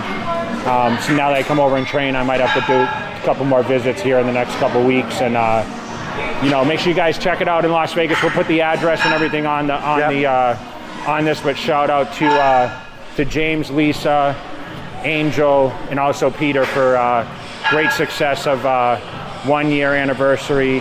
Thank you guys for coming and checking it out, and make sure you guys like, subscribe, follow, and please comment below. Tell me your thoughts on what type of equipment you like to use. Do you believe in machines versus free weights? Do you have a particular brand that you like? Tell me. I'd like to know, and maybe even point out like one of those machines that it's just like this hack squat. Show this Atlantis hack squat. With that elevated platform, that's going to really help with the knees, that when it's higher like that, that Rogers squat, dude, we've been raving about it. It's everywhere pretty much. We got so many different options here. Awesome. You can see the girl over here doing the one-legged press on that Atlantis hip. It's on a like a pivot. Great. Say hello to Craig Goliath. He's in the hot. Give him a peek check. We give him a peek check. Hurry up. I'll hurry up. World's largest bodybuilder right here. We're out. All right. Game of Thrones. Go Cersei on you. I flip the script. I roll the dice. Don't fall asleep, cause I'm working nights. Hey, you trying to